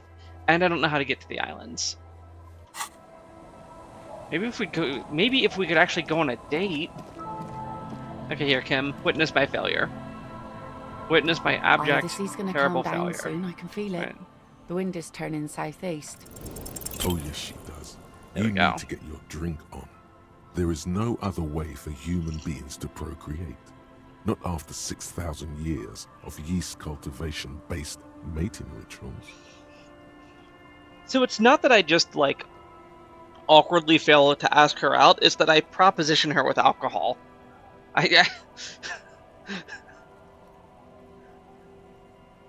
Yeah, okay.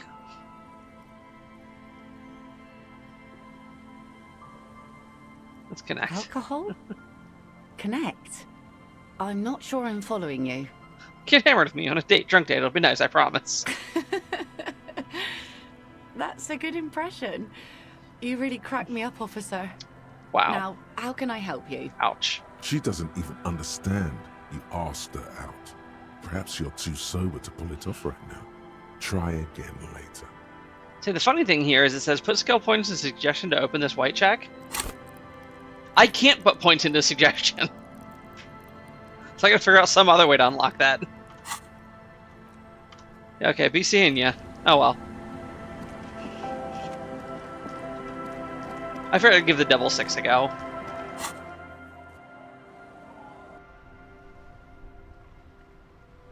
Alright. Tell me about this armor. Inside, you see a set of steering levers, a radio microphone. This is Precinct 57. How may I assist you? Alright. Tell me about the boots. Yes. I got the mercenary's name and a few biographical details. Are you ready? I am. The lieutenant leans in to listen, notebook in hand. Shoot. That suit of armor was issued to an Oranese citizen named Ellis Kortenaer. That's Ellis Kortenaer.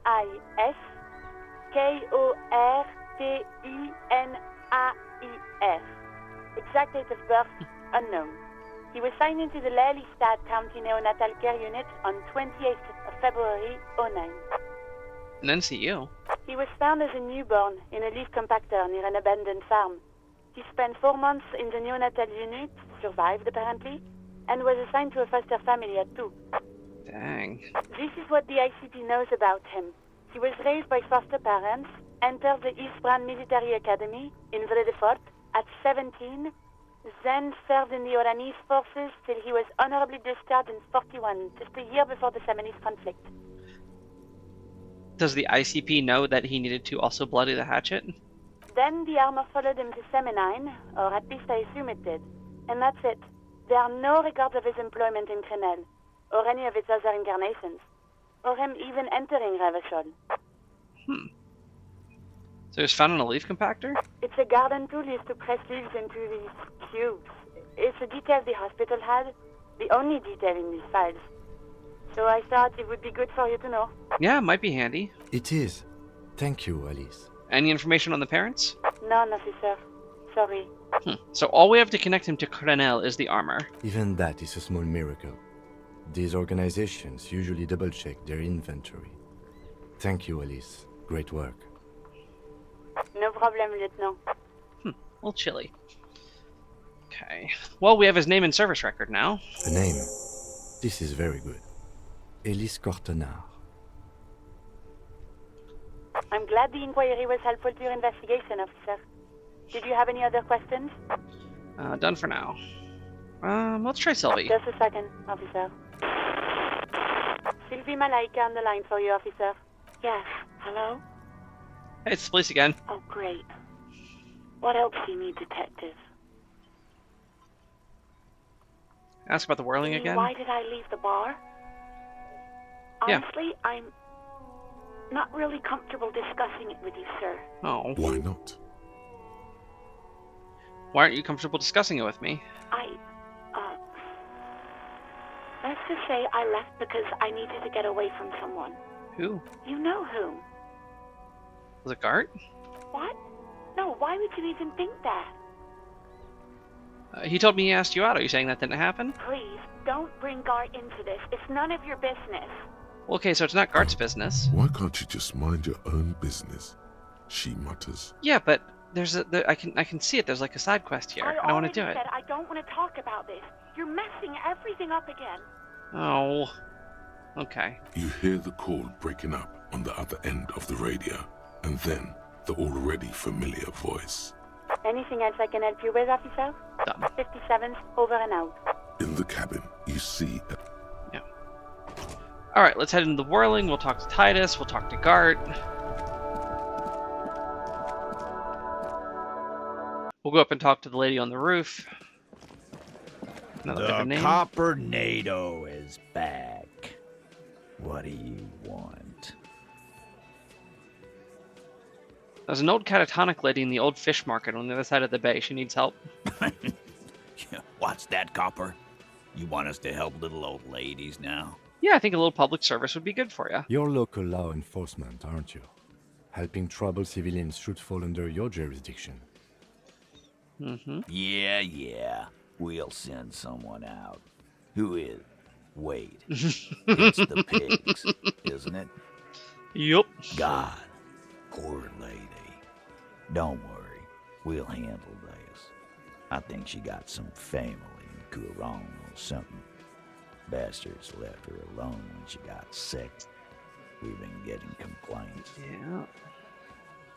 Right, bastards. Hey, wasn't Everard's B team looking for her the other day? They said something about her, I don't know, finding something? Yeah, my gun. Yeah, I think you're right, Gene. She have something of yours, Pig? Nope, nothing of mine. No? Well, whatever then, Copper. No. They totally said what it was. What was it? Anyone remember? I don't remember. I was fucking drunk. Let me know if you figure it out back there. Now, anything else we can help you with? Oh. Yeah, what's her real name? Auntie LaPlante. We always called her.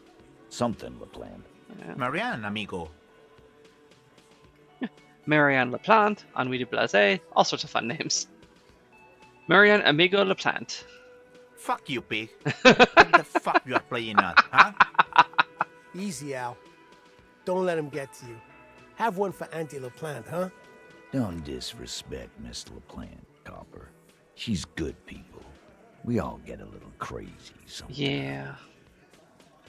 Who was she? Was. Like before. Mm-hmm. Just an old lady. Her kids moved away years ago. Never come to visit. Never took her calls. She gets out every now and then. She did right by lots of us when we were kids. Always was a little off, but still. us kids. That must have been ages ago. She was better then. Yeah, that about tracks. Titus would be that much younger than her. How'd she get like this? Wanted to be a cop, you mean? Well, shit. I don't actually know. Anyone know why she started acting like a pig?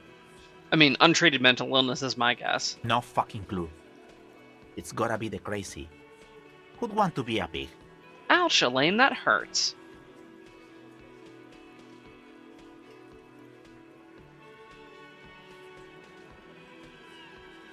I can't but feel partially responsible for the unhealthy culture that poor woman latched onto. I'm sorry. Yeah, you should be. Whatever, Cole. Don't worry about it. We'll take care of our own. Where'd she get all the cop gear? Dunno. She lives by the water. Shit washes up all the time on the beach. Police paraphernalia doesn't just wash up on the coast, people. It's not like we dump it at night. She bought it, collected it. Oh, well, thanks for helping, Titus. No problem, old cop man. We take care of our mentally ill here in Martinez. Ain't that right, boys? Sure enough, we're the real heroes on these streets. Bye.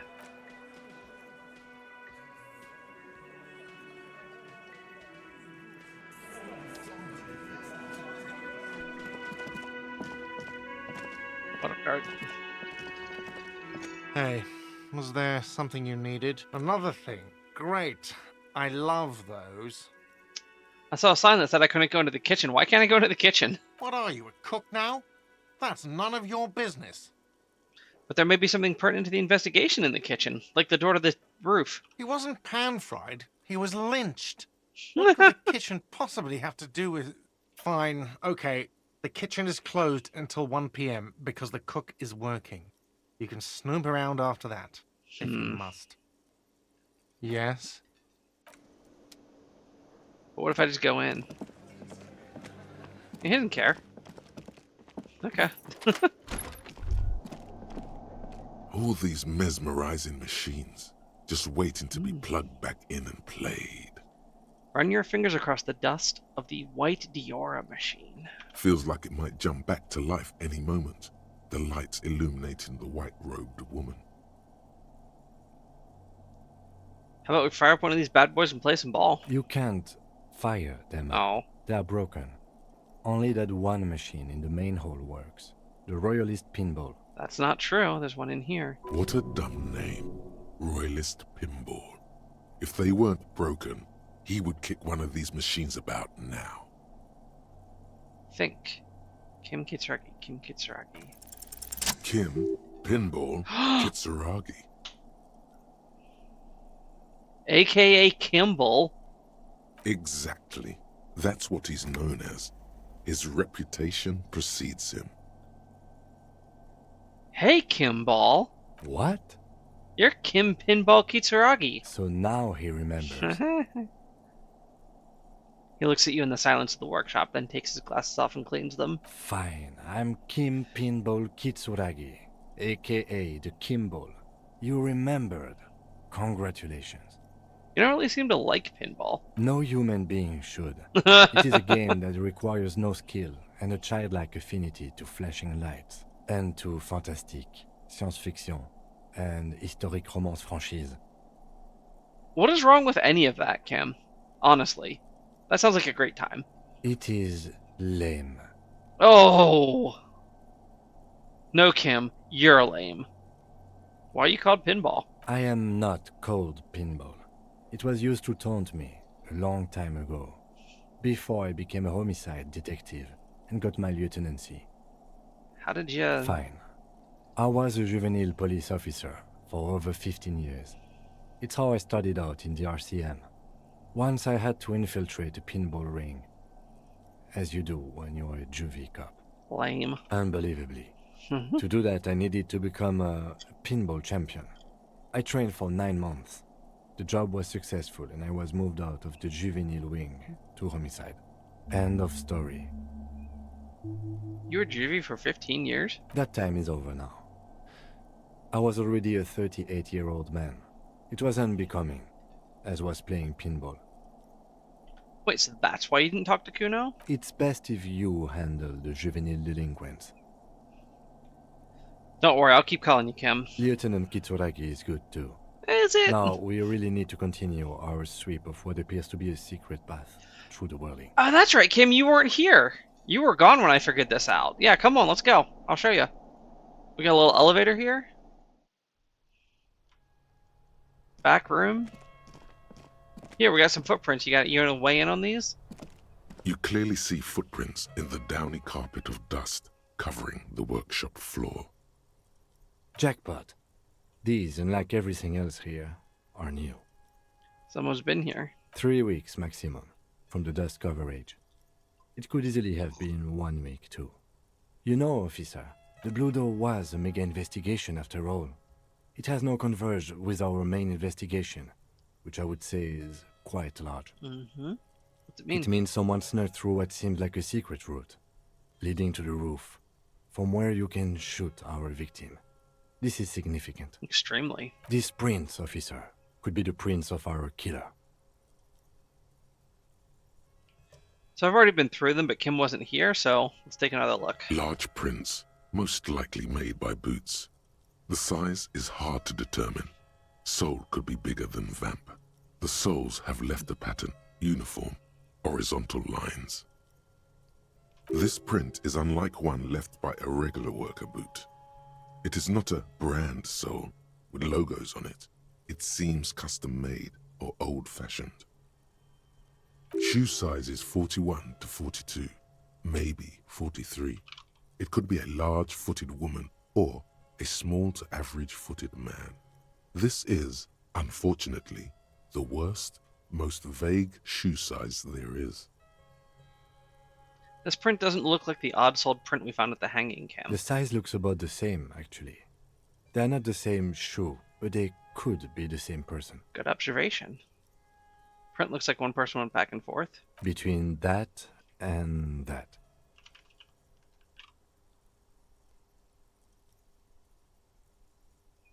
It doesn't look like the worker's boots from the hanging, does it? No. These little horizontal lines are different. They look custom-made to me. Or some kind of foreign print. Hard to say. Still a boot, though. Get up. Okay. Everything around you is quiet. The prints crisscross the workshop floor. Let's go.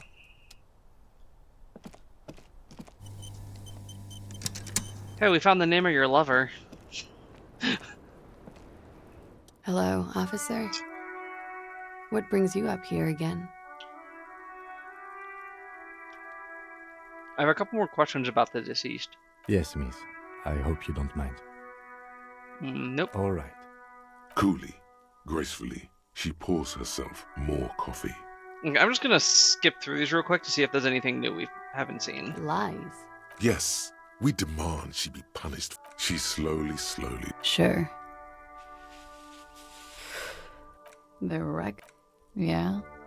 Oh, okay, here we go. The door. Did you know it leads down to a downstairs elevator? Oh. Do you think Ruby could have gotten in that way? To the roof?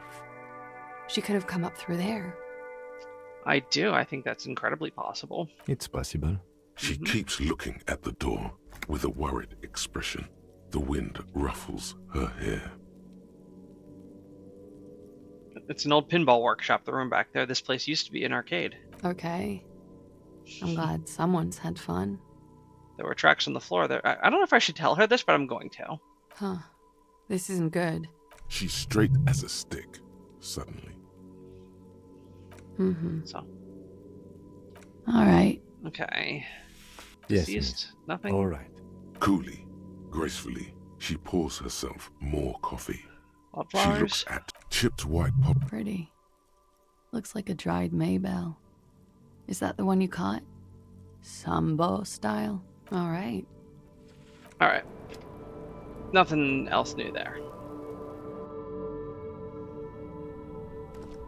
Two neon-lit shapes, a man and a... That was a misclick. Let's get downstairs.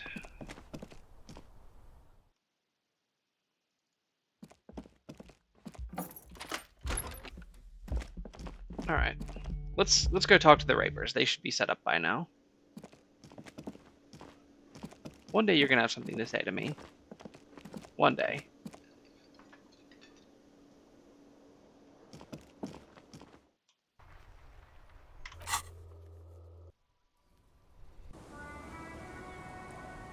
Alright, let's make our way over to the church. So, due north. Oh wait, I can just teleport to the church.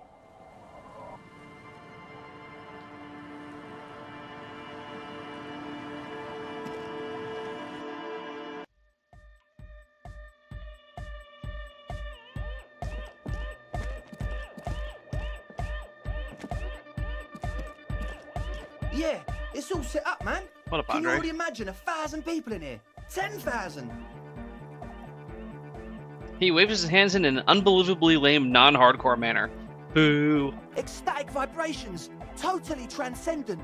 And I've finished setting up the new compressor too. He looks at the imposing black box in the corner that's churning out the sound. Now the only thing left to do is the name of the club. Will you do the honors, detective? Ooh, okay, what do you think, Andre? The name. Everything I managed to come up with sounds just wrong. Andre's overthinking it. Yes, you should do it, detective.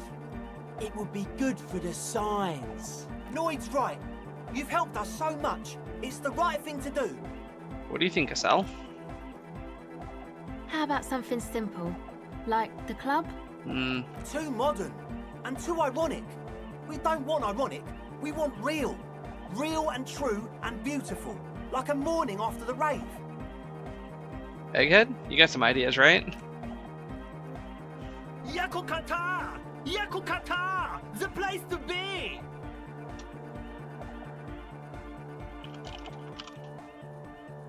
Yeko Qatar, the zone of ecological catastrophe.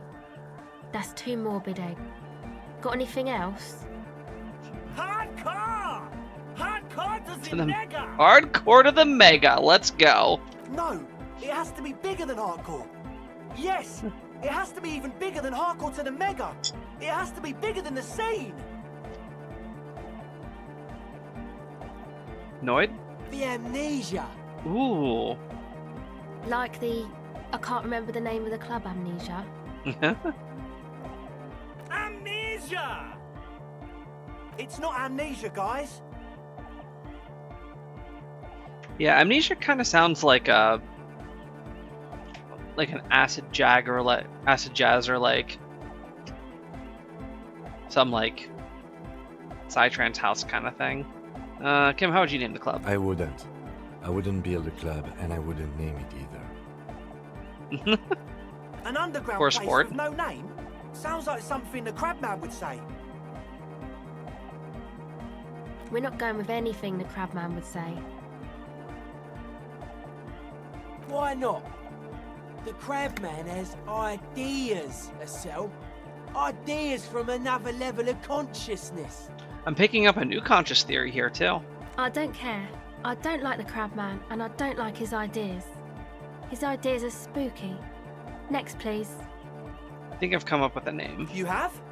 Well, what's the name? Oh, I mean, eponymous, right? We got to do it.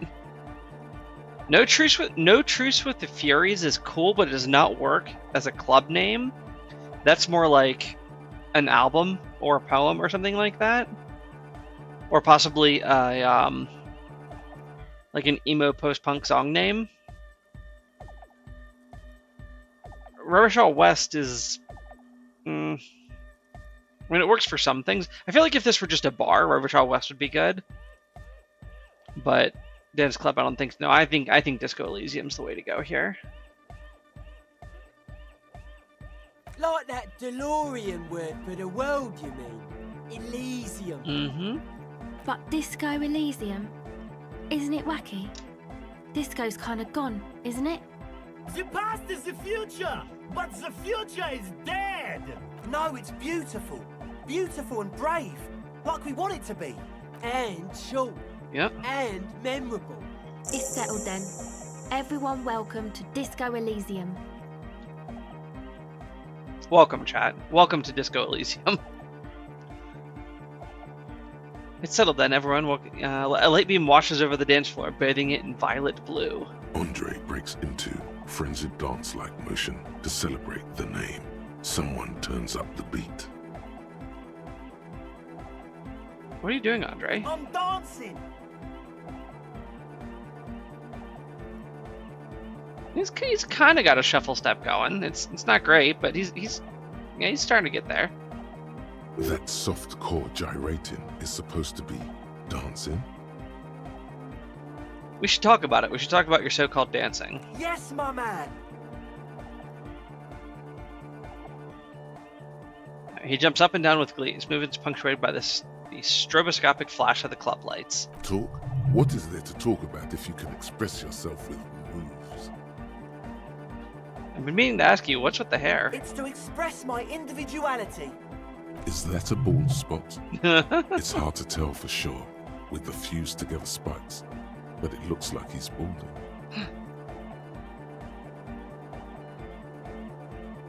That's a little mean. Is it important for you to be an individual? Of course it is. Otherwise, I'd just be another poor guy with no education and no money. General issue, man. Now I'm all that, and I have radical spikes. That does help. Fair enough. Maybe it was a bad idea. Anyway. Okay, I want that savoir-faire check. But at 3%, I'm not doing it. That's all for now. Goodbye, officer. Let's talk to everyone else. And then check out our savoir gear. Yes? Nope. She's whistling a melody, her trusty contact mic attached to a wooden pulpit. At the sound of your footsteps, she stops what she was doing and turns to you. Hey there. I've been recording some new audio from all these beams and rafters. The sounds travelling through the wood are pretty cool. creaks and stuff. Like you're underwater, you know? Mm-hmm. But like, underwater inside a tree. I do know. But that's not really what I wanted to talk about. I wanted to thank you instead. What for? For getting me and my associates in here. How they doing? Good, I think. Noid is getting a read on the place. I think he finds the carpentry very impressive. Andre's been setting up the compressor and dancing. Egghead's been keeping the party up. He's got the stage under control. And the Crabman hasn't shown himself much. Thank God. Now can you tell me about your associates? Sure. Hey. He helped us out. I can repay the favour. All what right. do you want to know? What about Tiago? Oh, the Crabman. Still gives me the creeps the way he moves. But he doesn't actually come down that much, just climbs around the rafters. I just tried to stay away from the Crabman. But he talks to Noid. They seem to have some thing going on. Talks to Noid? What for? Beats me. Noid said they get along somehow. They're both crazy enough, I guess. Oh no, I haven't talked to Noid yet. What's he do up there? Who knows? He doesn't really answer our questions, see? Not that it's easy to ask them. What are we supposed to do? Yell up at the tower? I mean, yeah. Thanks. Who do you want to know about? Andre. Andre? He's a cool guy. Doesn't really come off as one, but he is. Ooh, you got To a me, at crush? least. You got a crush? She rubs her sides, but not from cold. Her shoulders are relaxed. She must have taken a hit, or she's on an upswing. He takes care of shit. Sorry. I mean, he's got a vision. Of what life should be, you know? He tries to push things until everything falls into place. He's an organizer. What's he organized? Nothing. But then again, there's nothing to organise around here either. He really wants this church thing to work. Me too. Must have taken it as a sign when he found it abandoned like that. Said it was an augury. I don't know where he got that from. Andre's not super intelligent. I've never seen him so psyched about anything though. And he's often psyched. Looks sort of desperate, like it's his last chance or something. Or maybe he was just high. I mean, not that he does drugs, just high, you know?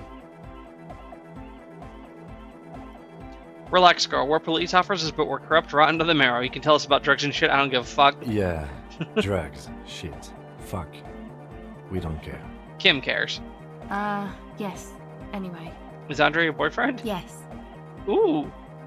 Nice. What about the rest? Who do you want to know about? Noid? He's a four-burger, I guess, like the rest of us. Okay, maybe not Egg, I don't know about him, but Noid and the rest are from Forberg, making the pilgrimage up north to visit the Elysium. He's real hardcore about the lifestyle. What's he do? What do you mean, do? Like, for a living? No, for breakfast. Yes, a living. He's a carpenter, trained and all. He's very good, he just doesn't have the mindset to work like that, in a shop somewhere. What kind of mindset? Stable he one? abides by the hardcore, sir. You would have to ask him yourself. I can appreciate that. And you? Sir, I abide by the law. What's the pilgrimage? It's just something poor Forberg kids do every spring. To pass the time, we walk the entire length of Boogie Street, up to Jamrock. Or as much as possible. Why wouldn't it be? I don't know, man. Have you been down Boogie Street? It's a little bewildering. Oh, I'm sorry. Have I not told you I'm a raging alcoholic who recently drank himself into oblivion so deep that he can't even remember what sounds like the biggest street in the city? No? Because I'm not. Now tell me something else about Noid. Sure. What do you want to know? Tell me about the Who others. do you want to know about? What about Egghead? I mean, Egghead is the most hardcore. What do you mean? What does he think he's doing when he yells all that stuff? Oh, that. He's the party boy. I get it. I know what a party boy is. Melodic music doesn't really do vocals in the traditional sense. Vocals are thought of as rock. That's to say they're a bit backward. No offence if you like rock music though. Rock music's cool by me. Pachoo, swish. Your credentials as the resident future man of Revachol are being questioned. Show her you're hip with the times, Gramps. You don't have to tell me rock is backward. I am the future man. I abandoned rock in the 30s. Stupid rock. Okay. Anyway, even if you don't have vocals, you still need someone to say something every now and then, right? To urge things on. That's where the party boy comes in. No, see, that's where I disagree. I really don't like MCs very much. I think if you get your melodies right, and you get like some nice, complex or like really driving sounds, you can just skip vocals altogether. He basically just stands on the stage and dances and yells how awesome everything is. It's very catchy.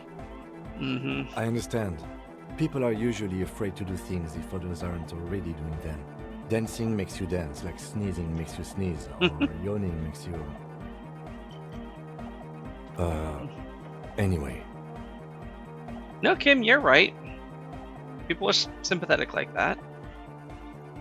Where's he from? Actually, we don't know where he's from, or who he is, really. The dude just showed up? One time we were out partying somewhere in backwater Forburg. Or maybe even Coal City. I can't remember. Maybe it was Coal City. The worst of the banlieues. A wretched heap of closed-down mines, even west of Jamrock, on the dusty slope of Montmartin, the remotest possible area of Revachon.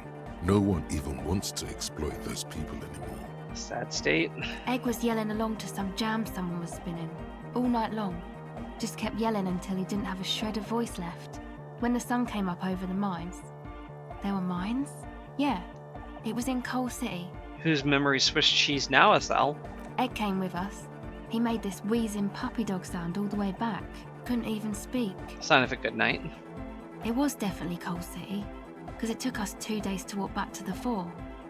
He just wheezed the whole way. We never really asked why he came with us, or who he was.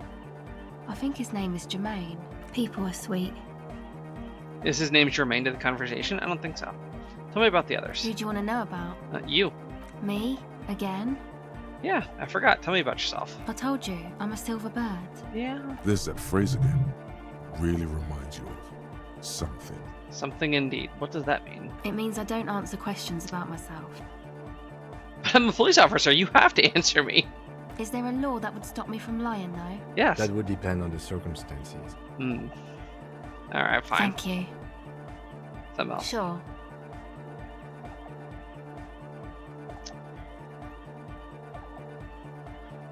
Okay. That's all for now. What's my reaction speed? -1. Poor Lam jeans. I don't really like these jeans anyways. We should find different pants. God, look at those legs. They're just like sickly and pale. Ugh.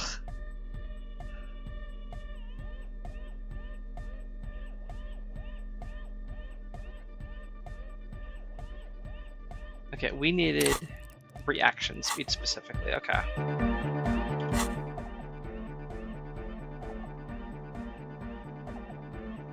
I guess we should figure out a better way to sort this stuff.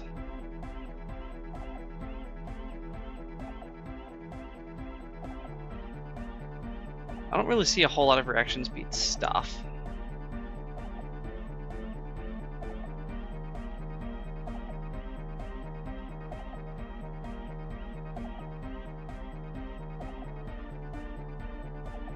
Yeah, not seeing. Nope, I got nothing. Just different pants. Do I have other pants? Yeah, right. Yeah, +1. -1 several, +1 Electro. I don't like that. Let's lick your ass. I don't have any other pants that are relevant, so I guess we'll... See, electrochemistry gets me in trouble. Now I see why I was wearing these jeans. Just one for now.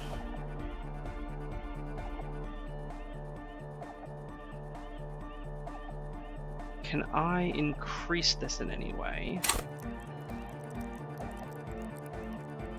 If anything, increase my motorics.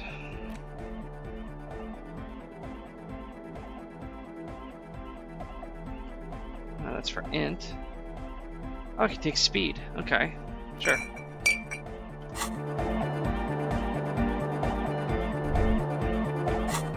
How do I do this? Oops.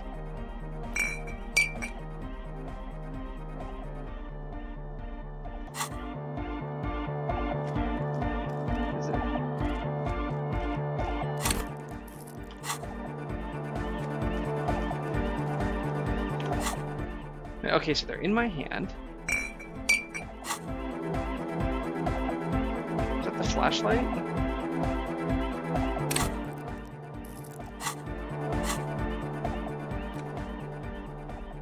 I'm not quite sure how to use these.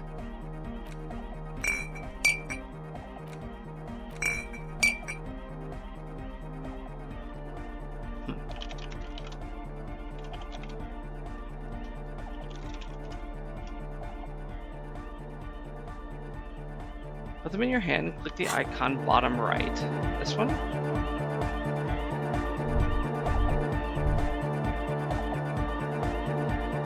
No, I'm clicking the icon, but it's not doing anything.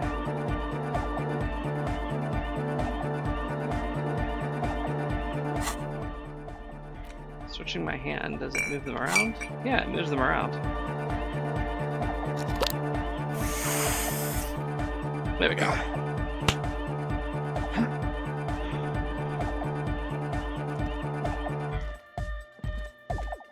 Welcome back. That was weird. The silver bird has already flown away. I will catch it later. Okay.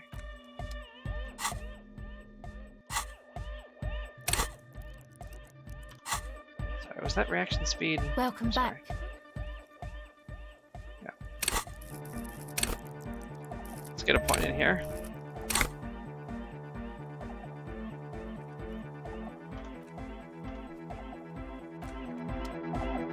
Welcome back. The silver bird has already Nope. One more. Welcome back. O pasado There we go. de agent. It flutters by your ear. And that's why we save up multiple experience points. It's what the Zemoyaki, the Gradian community in Revachol, call a person who never breaks under interrogation. It's an organized crime term. O pasado de agente. Excuse me? She's attempting to remain calm, but the phrase made her flinch. I remember now. It's a Zemliaki term for someone who won't break under questioning, an organized crime term. What do you mean? The silver bird. All right. My father was a Zemyaki. He died years ago. He was a bad man. Not a lot of good things to say about him and what he did. He bought the family a huge house, so we got to live, at least temporarily, in a giant castle in Jamrock. And then he died. What happened next? What do you think? The competition came and took everything away. It was like in a war zone. So after his death, we had nothing left, and we were in danger. My mother had to change her name, mine too. We left it all behind. Are you sure about that? What about the drug lab? It was a stupid idea, and I'm still disappointed I came up with it. Well, we all make mistakes. Aren't there any local authorities who might look down on such activities? I took that into account, of course. Coordinated the operation with the débardeurs, else they might get unhappy. So what you're saying is Everett authorized this? Not in person, but I let them know. You can't do anything without the fat ones getting wind. It wasn't too difficult to convince them, really. I was kind of hoping you'd end this mess, though. Feels like I've been turning dad-wise into a corrupt business person. I don't like it. Come on, this is all fine. But you don't have anything on Everett now. That's not how these things work.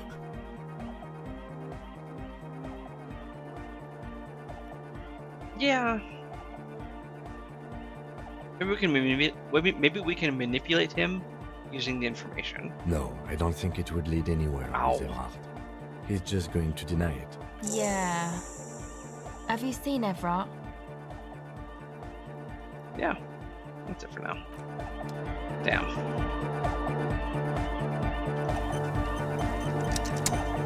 Alright, let's try Egghead first. We're close.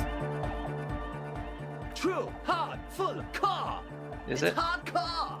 Skibber-dee, skibber-danger. I am the the rearranger. How much is the fish? Okay, that was a weird path to take. Alright, Nord, are we... Oh no. All the way around. Yeah, You got us in, cop. I did. I can't believe you got us in. Between you and me, I don't know if you've noticed this about me. I'm a little suspicious of authority, but you really came through for the hardcore underground.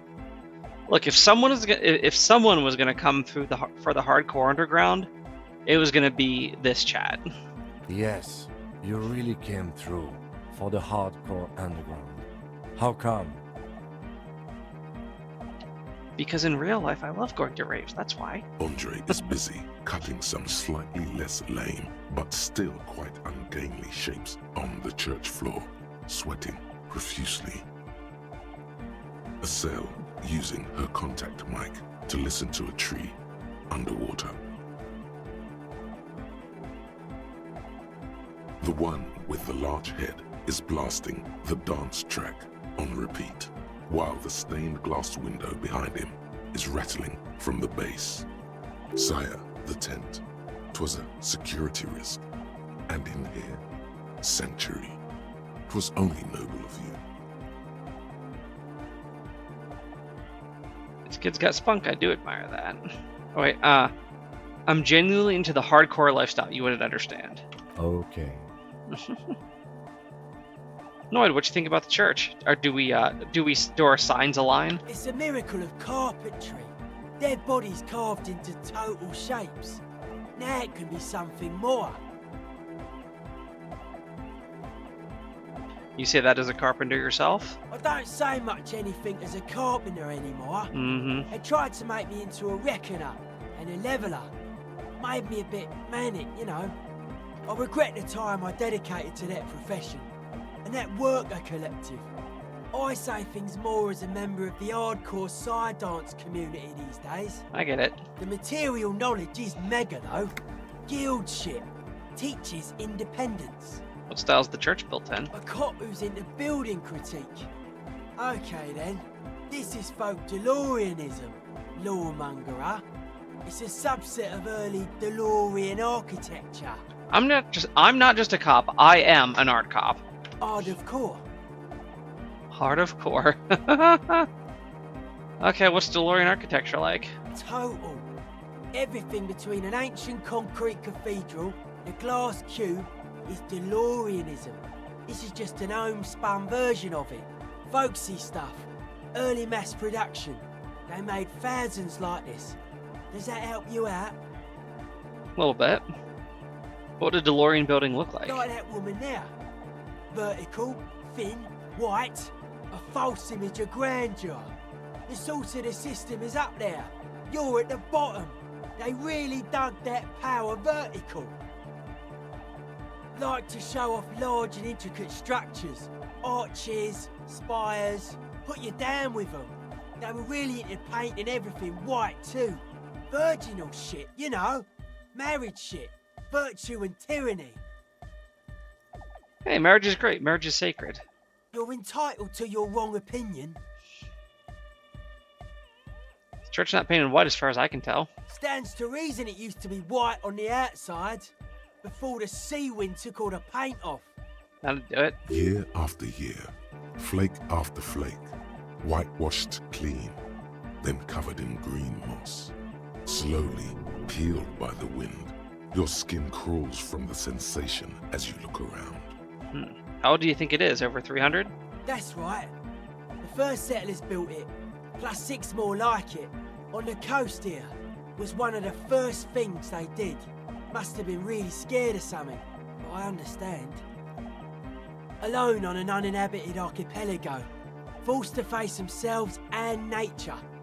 Pre-industrial quantities of solitude. The sea, perhaps something more fundamental. That fear of aloneness in the dark? I would want to build a safe place for myself and my own as well. Mm-hmm. What do you mean by dead bodies? Dead bodies of perennial plants. Sigma functions have left this place. It's a good thing we came along. The spiritual collapse has been total. Spiritual collapse? I saw some piglets suckling their dead mother. Have you heard this one, cop man? After a short while, they shuddered and went away. They had sensed that she could no longer see them, and that she wasn't like 'em anymore. What they loved in their mother weren't her body, but whatever it was that made her body live. End of quote. This is an high-quality carcass. The power of anodic beats and hard bass is needed to reanimate it. So what you're saying is you're not a big fan of the inauthentic system, or religion has stopped being hardcore. It never was. A 3,000-year-old regime of history, built by hundreds of generations of self-appointed intellectuals. It's false to the core. The way he says it, the force in false core, is invested with 20 kilotons of disgust. And your proposed dance music will supplant this system? Anodic dance music. Regular dance music wasn't hard enough. And yes, I do. I think it's worth a try. You know what this kind of stuff goes well with.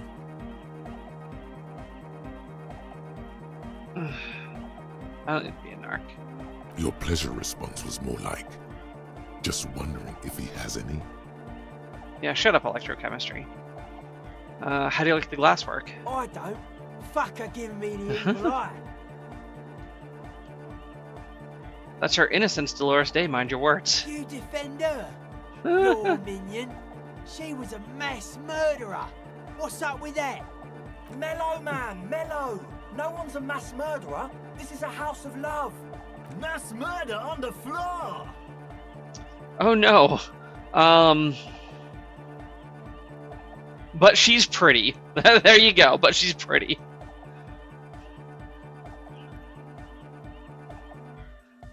Yeah, I do feel there is something terrifying about her. There is.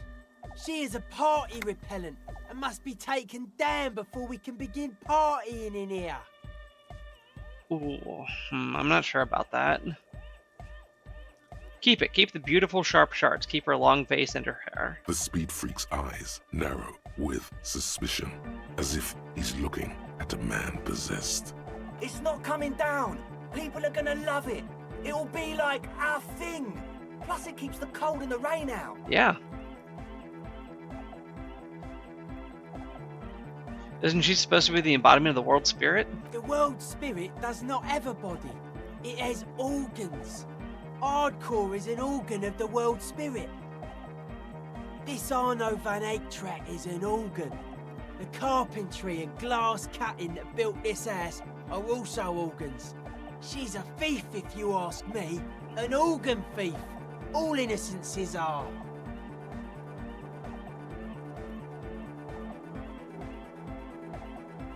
Would you say she was, you know, human? I like this question, Cop Man. She did not live the life of a human. She lived like someone who's playing a game. The life of an operator. That's not the life that humans live. She was adored. Humans aren't. I don't know about you, but they hate me. And they do not think I'm innocent or some shit like that.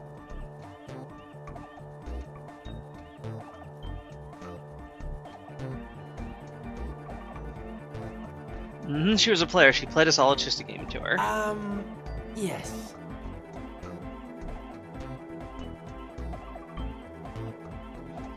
This speed freak does not quite understand the sudden escalation of emotion in that argument, but he agrees nonetheless. Alright, I'm done talking about it. I don't really like any of these other options. What a strange choice of words. That can't be healthy. What's happening here? Why do you keep coming back to this window? Nothing. I don't know. Well, you shouldn't. You shouldn't come back to this anymore. Stop talking about it, please. Wow. Let's talk about the, how you settling in? Hard to say, Cop Man. Signs in here are distinctly wild. Gonna take a while before everything's properly synced. I did get to talk to the crabman, though. Tiago? Anyway, he's been giving me kind of a psychic rundown of this place. I feel like it would need that. Dude's seen some crazy shit, but he's actually a lot like us. You mean his sobriety stuff isn't too restrictive for you? Talking to him, I realised that sobriety can be pretty hardcore too. Can be straight I've edge gotta even. respect it. The man picks up on stuff, and he knows a lot about the church. I got a lot to learn from him. Good thing you didn't squash him. What did Tiago tell you about the church? The Crabman's been lurking here for a while. He's experienced things. Things that give off bad signs.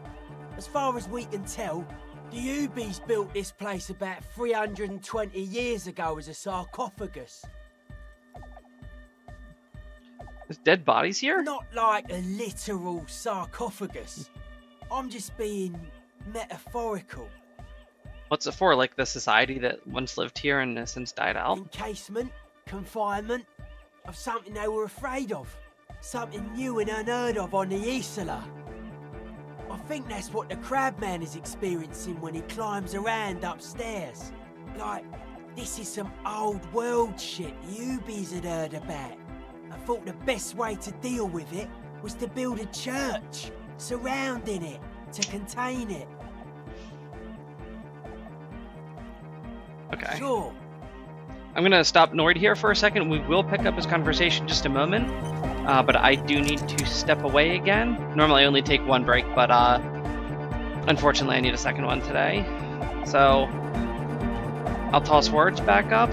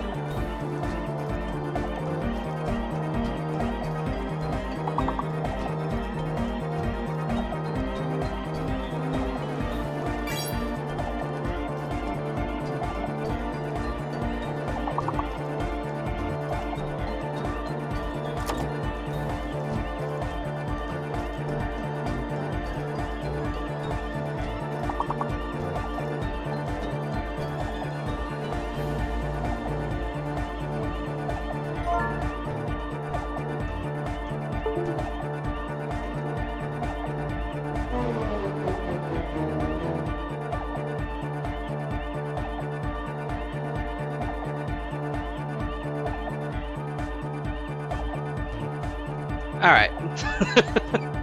That was a good effort, Rocky. We almost made it. Also, when I walked downstairs, it was like almost in the perfect order for Nougat, and I was like, oh, we might get it! But no, okay.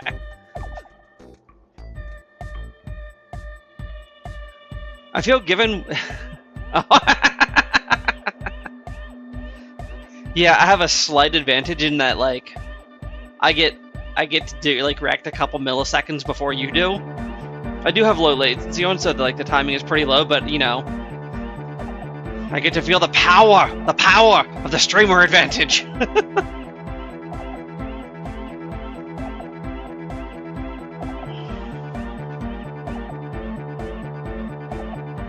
Well, okay, extremely limited power, but slight power nonetheless. Alright. Sorry about that interruption. Let's finish up with Noid Right, here. man. What's on your mind? Let's talk more about the place. Somewhat limited power, yes. Possibly, discount power. Dollar store power. I want to talk some more about this place. Dead body, spirit entered. What is there to talk of? Alright, have a good one. Talk to you soon. Thanks for hanging out. Really appreciate it. Okay. Let's talk about the glasswork again. I've been thinking about her. The mass murderer? Why? She's the innocence of humanism. Humanism seems a pretty big deal around here. Humanism leads to eating sugar and pigs. Yeah. Humanism was invented to mass produce billions of humans. Billions of humans can mass produce hundreds of billions of pigs. And many, many more tons of sugar. So much sugar. She liked games. Her legacy, the thing we live in, isn't real life. It's a strategy for some kind of victory against a long-dead opponent. But, yo, I'm only annoyed. What do I know? Alright. Okay. Something else. Sure. Why are you so suspicious about everything? Suspicious people are esoteric people. We don't go around spilling everything to Johnny Law. They don't call me Noid for nothing. It took us setting out for this whole enterprise to get our signs synced. Why are you called the Noid anyways? And this is not like a Domino's pizza thing. It's short for paranoid. Oh. What are you suspicious of? It'd be easier to list stuff I'm not suspicious of. I'm not suspicious of sound and colour.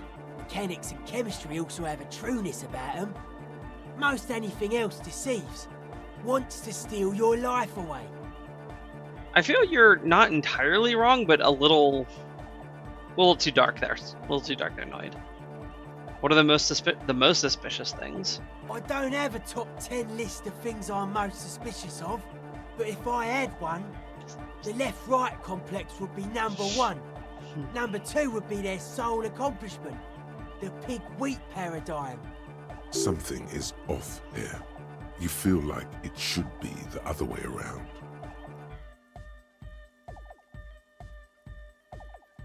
Tell me more about the left-right business. I prefer not to. Both ask the wrong questions. Any spark of light from either one is accidental. Their combined movement's only concern is producing enough pig and wheat for everyone. The end goal of humanity. The original mistake was assuming that words have more being than bodies. That's what led us astray, far from our true lives, but we may yet find a way back. Whatever this true life is, you feel it's the real centerpiece of this mythology. Don't you mean the left-right paradigm and the pig-wheat complex? No. Politics is an inert complex of daily corruption and inane think pieces. The real paradigm is economic, and it concerns pig and wheat. This is where the innovation happens. It's only a theory. I suspect they're breeding a pig-wheat hybrid. Probably in Grad. What's suspicious about the production of pork and wheat? It's our only shit. We should make better use of not being animals or cereal grain ourselves.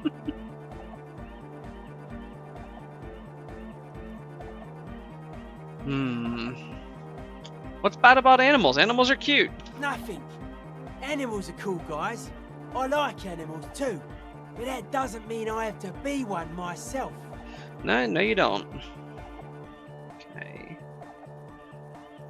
Does this mean you're mentally ill? Mental illness is a term the powers use to homogenize people. I think I don't reach mental illness. I am merely politically ill. A suspicious element. Well, that was certainly stimulating. I want to ask you something else now. His eyes flicker. You mentioned true life. What would that be like? The life is true if it's free from fear, an eternal division among oneself and others.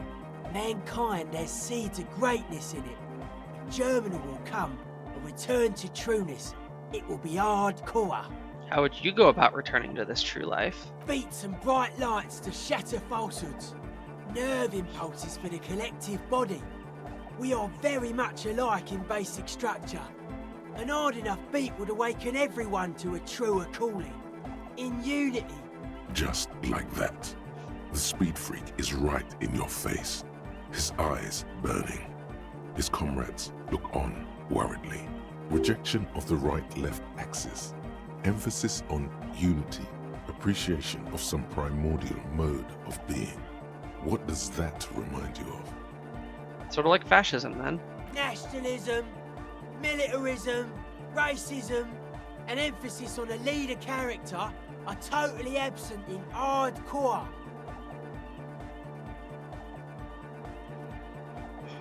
The words echo through the church majestically. But shouldn't the ones that are more hardcore rule over the ones that are less hardcore? No, okay. Fair enough, just making an observation. He picks up a wrench and scratches his head with it, unaroused by fascism. As it should be. So you're advocating a noise-based society? Many non-Occidental cultures share a beat at their art. Thus, they are closer to true, hardcore life. There's just never been enough of them, and they had to rely on some extremely basic percussion. You keep mentioning hardcore. What does it mean to you? Utmost dedication. Thoughts from the spinal cord. It's a potent superlative as well. The term also signifies certain varieties of pornography that depict penetration, just so you know. Okay, Encyclopedia, you can stop being, like, smutty now. Like, hardcore is also, what, like, an extremely aggressive form of punk? Egghead usually has a better concept of the hardcore. He just really likes saying hardcore. Hardcore is really fun to say. Hardcore! His friend shouts from behind his mixed table with a smile surpassing your own in wideness, a total moon face, and eyes full of naive wonderment.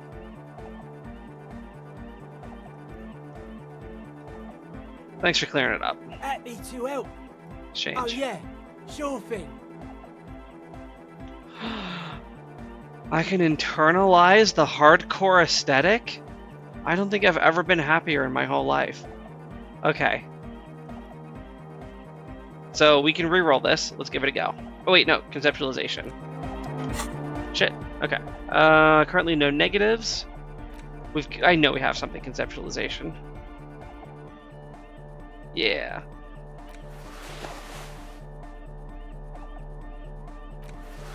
Ooh. Okay, we're gonna have to put that back on, but for now.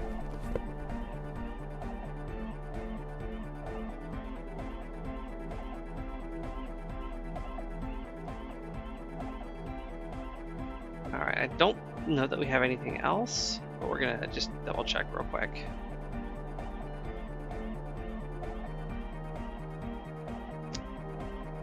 Alright.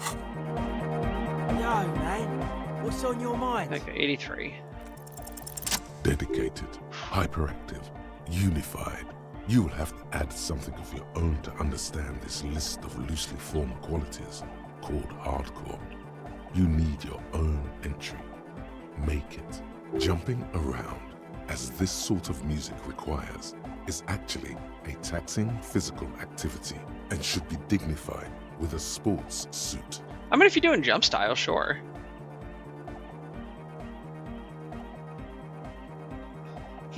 Hard people, hard republic, hard cell, hard party, hard riot, hard government, core membership, core secretary, core teachings, core fighters. I've got the money, I've got the place, you've got the figure, you've got the face. Let's get together, we're jumping all over the world. I kind of like that one. I'm thinking of wearing sports apparel as my hardcore getup to maximize the mobility of limbs. You know, it feels unfair. No, yeah, I've got the money, I've got the place, you've got the figure, you've got the face. Let's get together, we're jumping all over the world.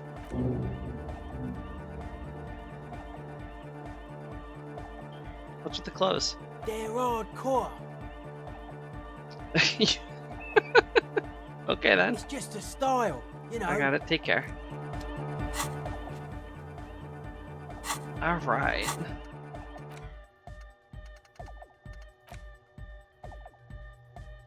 I would play the hardcore. Oh man, -2 to interfacing. Yikes. That's temporary though. Hardcore vibes that I'm picking. Hey. Okay. Not only have you internalized the hardcore aesthetic, you've also contributed to it. How harder core could you possibly become? Low core people come around you to correct your typos. It's hardcore here, hard-core there. Harder core in a third instant. What's going on? Those aren't typos, man. That's how core hardness works. If you don't know, hardcore from our happy hardcore, what the fuck are we even talking about? Yeah. We'll suck up the negative interfacing for a bit.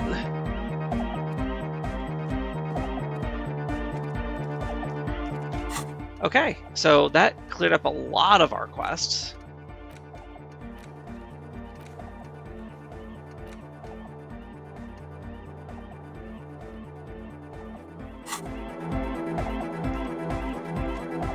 Maybe Egghead again? We're close. Oh, something else. He said something else. True, hard, full. Oh. It's hardcore. Skibadee. All right, we'll finish up the hardcore aesthetic, and then maybe we'll try him again. It's like we have. Oh, we got like 45 minutes left. Okay, we know that's not really gonna work.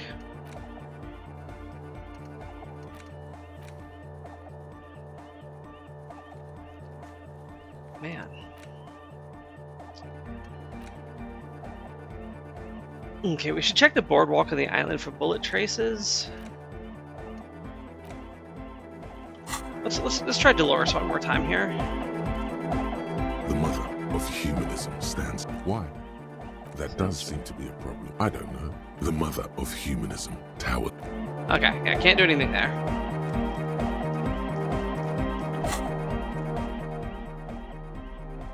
Give me my sweet robe. Different shirt. Alright, much better.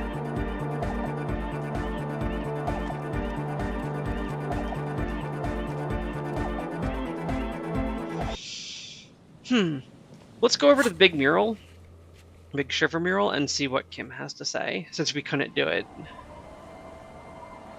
yesterday. These kids have nothing to say. So we have the name of the person. You know what we should do? We should go over to the union busting and see if we can't emotionally shake the scab guy with some of the information we picked up.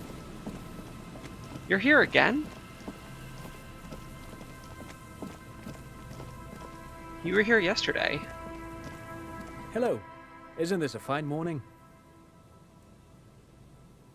Do you have any money? I do have some money, yes, but that's not what's really important here. No, I mean, come on. You need the money. If it's not a thing, he can give you some. I don't want your money. I just wanted to see whether my profiling skills were working. Of course, Detective. I wouldn't have assumed anything else. Matter of fact. He looks up again, a playful hint shining in his eyes. I don't know if you're familiar with this, but the Vespertine Department of Justice has published a rather interesting paper on the criminal profiling in former socialist states. Have you read it? If not, then you definitely should. If not for tips and tricks, then just for theoretical curiosity. Anyway, that's just a little something that sprang to mind. You were saying? Forget it. They don't sell those kind of books at crime, romance, and biographies of famous people. Leave. Alright. What about this wall? The once bright mural towers above you, saying, Feld Electrical, R&D. Tomorrow is just a whisper away. Oh! Okay, so +3 found the empty trap, +3 heard Lena's true story, +1 reconstructed the execution, +2 made the awful call, +1 confronted the pigs, +2 established the nightclub, +3 death notification, +1 found the jacket. We're at 97%, boys and girls.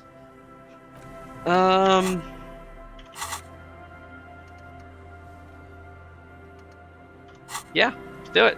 The once bright mural towers, even though you're sure you succeeded, all is quiet. There is no cold hand brushing against your forehead, no rustle in the reeds.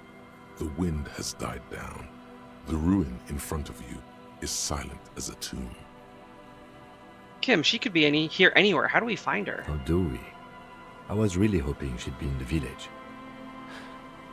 Okay. She's probably north of the village, and this place is a peninsula.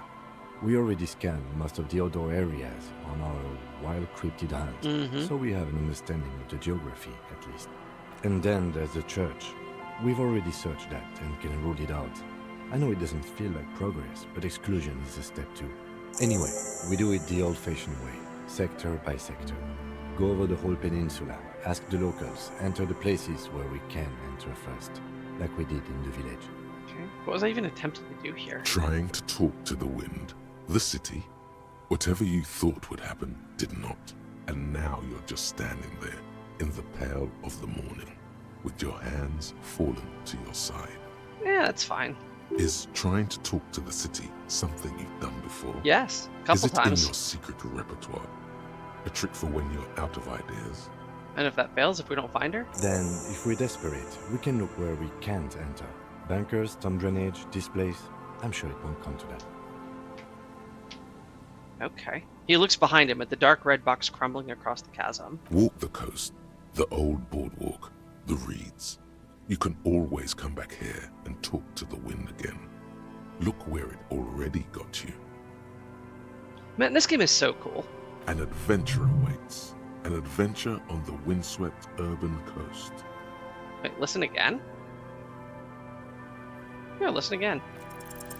Suddenly, there's a sigh. Double carried sixes. on the molecules around you, moving, flowing from high pressure to low pressure, like that of a woman emptying her lungs. She wraps the collapsing stone box in front of you in her breath, flowing through it. Where does it go? In through the collapsed roof, flowing down a concrete staircase to the basement, sweeping away footprints in the dust on the stairs, and then the beach below the boardwalk. Its winding tunnels, a whisper away. Okay, what is... Okay. She's down there. Okay, Shivers has never talked to me before. That's a nice voice. Okay, so I think she's down there, below the building. Okay. Why? Ever since I woke up, maybe even before, I've been getting these strange cold spells. Good, good, yes. Cold spells. So basically your hangover is telling you she's down there? No, you don't understand, Kim. The wind told me. So, how do we get in there? The doors were on the collapsed side of this building. They're gone, basically. Finally, my time to shine. Yeah, there's a ladder. It's right here. We just climb the ladder. Perhaps you can climb them. We are not climbing anything. I'm 43 years old, and I plan to live to see 70. That ladder doesn't look particularly rickety. Okay, is this going to be a sav check? A rusty ladder leads to the rooftop. Some of the rungs are missing. Well, that does make it more difficult. Yeah, that doesn't look good at all. Yeah, let's assess. The distances between the remaining rungs are rather wide. You'd have to use the mounting brackets. However, they seem corroded, and the peeling rust is razor sharp. Well, I got ceramic gloves I can put on. I think I'm wearing, actually. In addition, the first rung is going to be tough to reach. It's what, 3 meters above the ground? And you're 180? 190. I'm a giant. Okay, but still, the roof is collapsing and the wind gets pretty brutal up there. Dismounting from the ladder is going to be hard. Perhaps if you were to not climb the ladder. Instead... Instead what? What if you were to do something more... subtle? What you got in mind, savoir-faire? I'm interested. Talk to me. What if you were to reconceptualize climbing the ladder? What if I teleport? Can I teleport? Teleportation is not a thing. You sure? I'm not sure. It could be a thing. I want to teleport. Even if it isn't, no one told you. I can't remember it's not a thing. That's not how physics work, detective. And even if it were, wouldn't you need some kind of apparatus? A teleportation field or... What are they talking about? Teleportation, Mikhail. It's generally thought impossible. Won't hurt to try. Oh yes, it could hurt. A lot. Okay, so it's a savoir-faire check. So I don't really want to do an 80% when I could fall to my death. We're at -2 from the trousers and the shoes. Well, heck, we'll just take that stuff out and we're at 100%, right? Like, climb up half naked.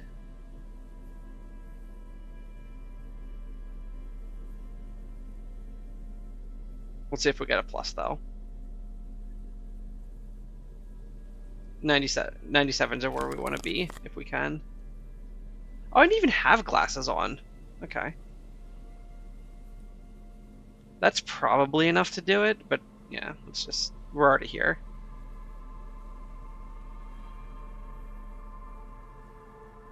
Okay. The rusty ladder leads to the rooftop. Alright, 97%. Let's not XCOM this. Yeah, you know what, Dragon? Kim doesn't know what he's talking about. Also, welcome back. Hello. Like, Kim is so grounded in reality, and I just spent all morning talking to a bunch of ravers and listening to hardcore music, and it's pounding through my head. I also took drugs twice today to get better roll results, so I can definitely teleport. And the game agrees at a 97% that I can teleport, so here we go. All you need to do is close your eyes and concentrate. Darkness enfolds you. You can feel the distance between the bench and the first rung of the ladder. All you need to is... do it. Zoot, zap, pow, crinkle. It's like magic. You feel yourself disappear, your atoms fading out of existence. Oh my god, I can't believe it. Right? I did it. I betrayed physics. Bam! You find yourself on the roof, having mastered the art of physical displacement. Okay, I'm way too excited to stay quiet. I did it, Kim! I teleported! I just saw you climb the ladder. You just climbed it, like a regular person. No, I didn't. No, not like a regular person. Like a phase spider. God, I hate phase spiders so much. They're so annoying. The wind at the top of the building starts howling loudly, blowing away the lieutenant's voice. Faintly you hear... Never mind. Find a way to let me in when you get inside. Don't go adventuring with a backup, especially if we think the suspect may be hiding here. Fair. Oh wow, Kim's like out of my party. Alright, if I'm gonna be wandering around this place, I should probably actually put some stuff on. So if we think a suspect might be here, we're just gonna stick this stuff on. And then what for pants do we want?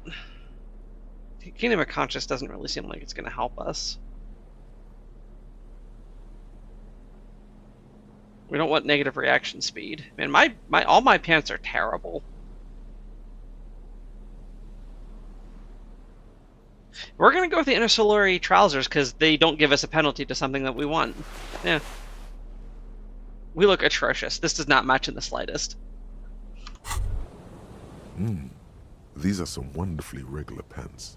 Not too tight, not too loose, moderate in every sense. You'll blend right in at some pleasant dinner party. I like regular normal things. I know you do. These interstellary pants are like wearing a perfect compromise in your nether regions. No one will call the moral intern on you like this, that's for sure. Good, that's exactly what I wanted. You're a little more moralist now, buddy. A little more normal, even if you didn't want to be. Makes sense? This is what wearing boring office trousers does to you. Okay, I'm also wearing 3 pieces of ceramic armor and a lovely, what are they, Occidental here? Robe and a delightful hat.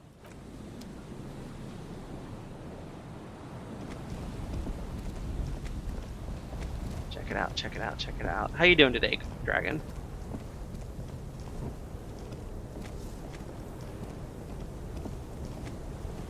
That did not work. That did not do what I wanted. Central support beam has been destroyed by artillery fire.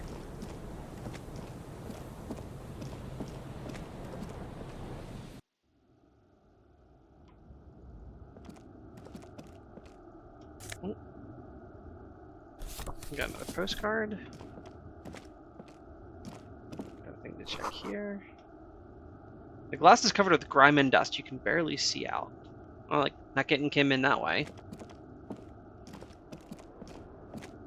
We're gonna be going like down like 8-10 flights of stairs. Thanks, game. I was just about to do that. Whoops.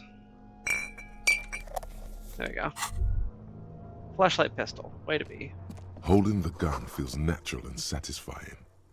It's like an extension of your arm, the polished wooden handle almost fusing into your palm. I think my hand recognizes it. It reminds you of the day you first held it, with fear and respect, hoping you don't have to use it in vain. The sun was out in Jamrock. It was so long ago. The gun, your gun, can be an item of destruction, but also creation. The Villiers-LaSalle art project. Time to shoot some beauty through the heart of Martinez. Nice. Okay. Flaps nearly sealed. Orange mildew. Oh, here we go. 2 rusty metal plates that slide apart form a crude door. It's been here under the boardwalk for a while. Who's there? What do you mean, who's there? It's me, Kim. Stop playing around and help me get the door open. Alright, fine.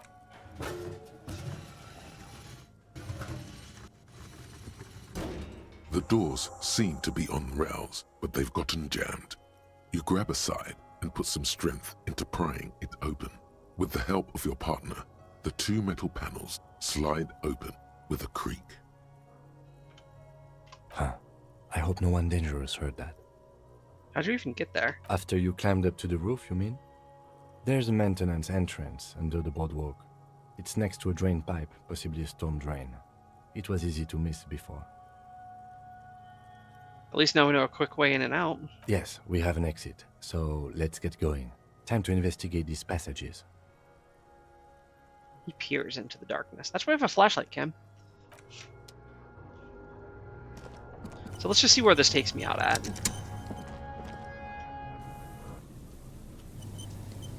Alright, cool. That's an easy way back in. Nice.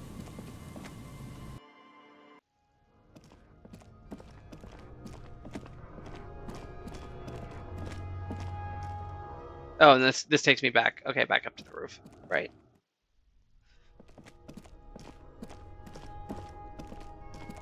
Okay, what do we have in here? Old file folders in the cart, documents silvery with mold. Silvery with mold, yikes.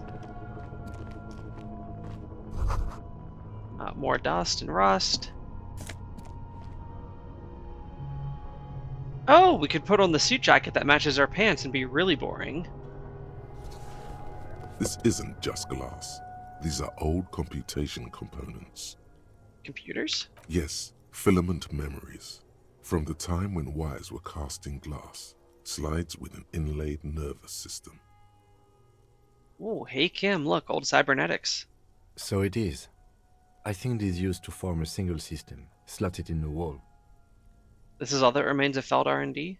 The rest of the building seems to have been picked clean. Could this be part of the Feld playback experiment? These? No. These are old filament memories. I hope you're not expecting to find a device here. You will be disappointed. I mean, how'd they do it and why? The how was a closely guarded secret. Something that was locked in safes in human heads across the river where they were manufactured. As to why, your fingers don't know. The why is easy, because they hadn't come up with modern silicon-based systems yet. For vitreous cast filament memories, though, these seem incredibly advanced. Huh. Something's bouncing. What's bouncing? Oh, all these things. Okay. Let's see what we got over here. Oh, we got a crevice. Huh. What do we got in here? We got a +1 to Mazovian socioeconomics. We got a little communist bolt hole here. A mustachioed and mutton-chopped man, amateurishly depicted, gazes at you with sad eyes. A plaque reads, K. Mazov. There is a spider web in the lower left corner of the portrait. Look, Kim, it's Comrade Mazov. Yes, I can see that. Looks like some communists were hiding out here. They left a long time ago. The lieutenant does not seem to share your enthusiasm. What's with all these secret weapon caches and secret bunkers? We have found a lot of those lately. I guess what most people think of as history tends to linger in rundown neighborhoods. Martinez being what it is, no one has gone through the trouble of cleaning out the old bunkers. Good hiding place for someone who's up to no good.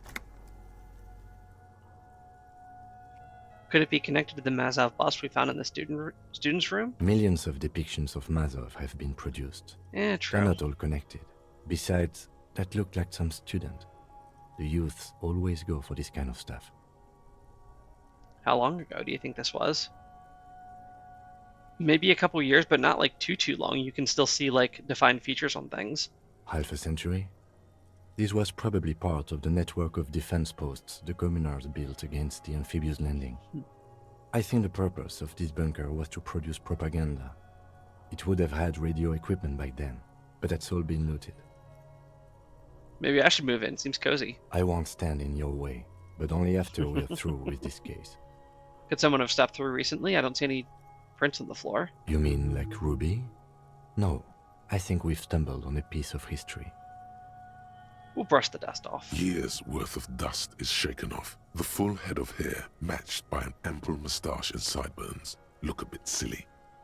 Someone crouches, heels digging into wet sand. Hands sweep across the sand. Grains stick into the frayed skin of the fingertips. An old man sits on a slab of concrete and taps his fingers against the glass of a scope. You shudder. Alright. I love these little touches like this. Like, they have done an amazing job with world building. Could this have been the killer's hideout? And this narrow window, the point of origin of the shot that killed the mercenary?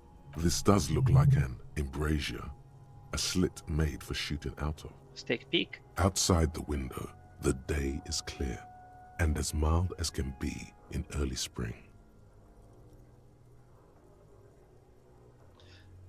Pan bread. Do you have a recipe for that? Is it like fried, or is there like sugar on it, or like olive? Is it like cooked in olive oil or something? Could the killer have used this as a hideout? It's a great place to hide, and Mazovianism and murder are certainly not mutually exclusive. But there hasn't been anyone here in ages. Yep, okay, I can't see the whirling in rags. The shot couldn't have come from here. Indeed. No one could get a clear view. Well, at least we've been thorough. I like thorough. In fact, I think we're done with this bunker. After you, officer. Yep.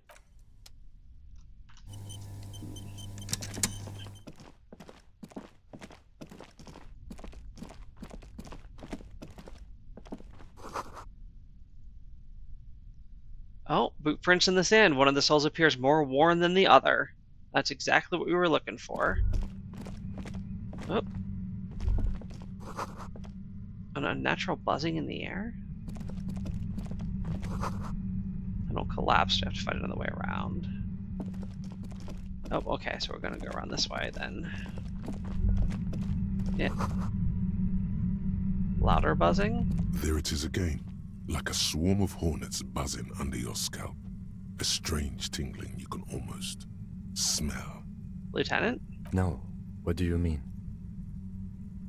It's a strange tingling pain. I don't feel it, but we should still be careful. There were footprints back there, and I'm pretty sure they were fresh.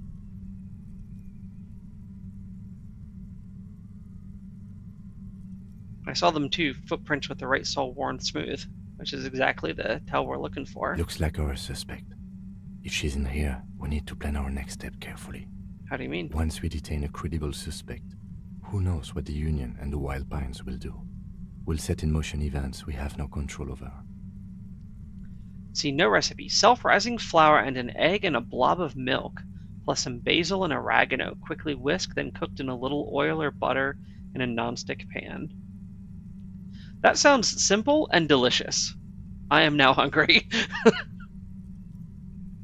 You will upset the balance of power in Martinez. The deadlock between the company and the Union will destabilize. Keep calm. Go over the whole situation in detail. Okay, we know Everett's true intentions and his plan for Martinez. What more is there to do with the Union? I don't know. Little things. But you're right. We've gotten everything we can from the Union. We even opened that container. You've been very, very thorough there. Your fingers approve.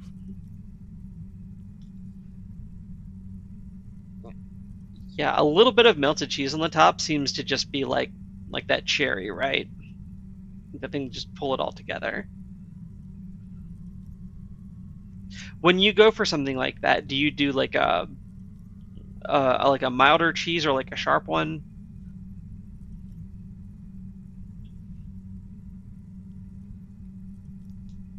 We solved the strike deadlock by telling Joyce about the Union's plans. I still don't think that was a good idea. But yes, our affairs with the Wildpines are in order, since she isn't in Martinez anymore.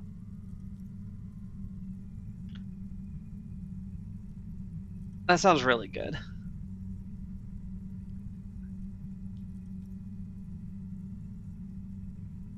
How bad do you think things could get? Well, we are not responsible for what we can't predict, are we? I don't think the entire city will be razed to the ground. Good. If you can't predict it, there's nothing you could have done. What do you think is waiting for us there? I think I see a cavern. Maybe more cellars?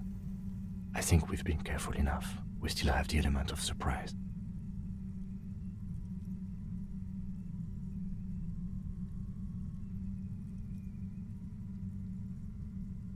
I feel that. I buy like a slightly... Well, everything's just getting so expensive anyways. Like, I do buy like a slightly more expensive than like the really like bottom shelf mass-produced brand of cheese around me. And like, I can definitely tell a little bit of quality difference. Like, it is something that I'm willing to like cut into slices and eat with Triscuits or something like that. But where I live, I would not say is particularly renowned for like good cheese.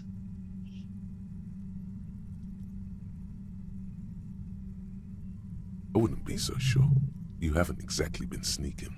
Okay, Savoir, we tried our best. We teleported to the roof. How much more quiet could we be? Or maybe not. Either way, once we go deeper, there will be no turning back. Oh, okay. Yeah, this is yeah, no turning back. This is big, like point of no return vibes.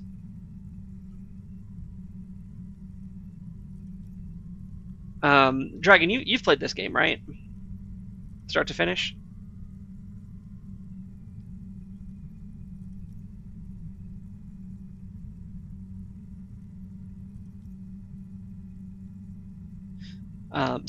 Spoiler okay question. Is this in fact a point of no return? Like, if I have stuff I want to do, should I back out now?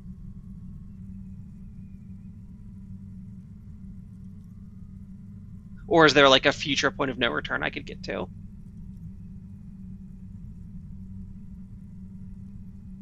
Okay, thank you. I do appreciate that. Yeah, okay, well, then what I'm going to do is I'm going to back out from here, because I at least want to finish a book.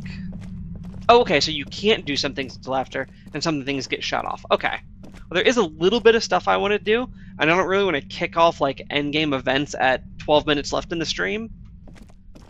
So I think we're gonna head outside for now. That makes sense. I appreciate that. Thank you.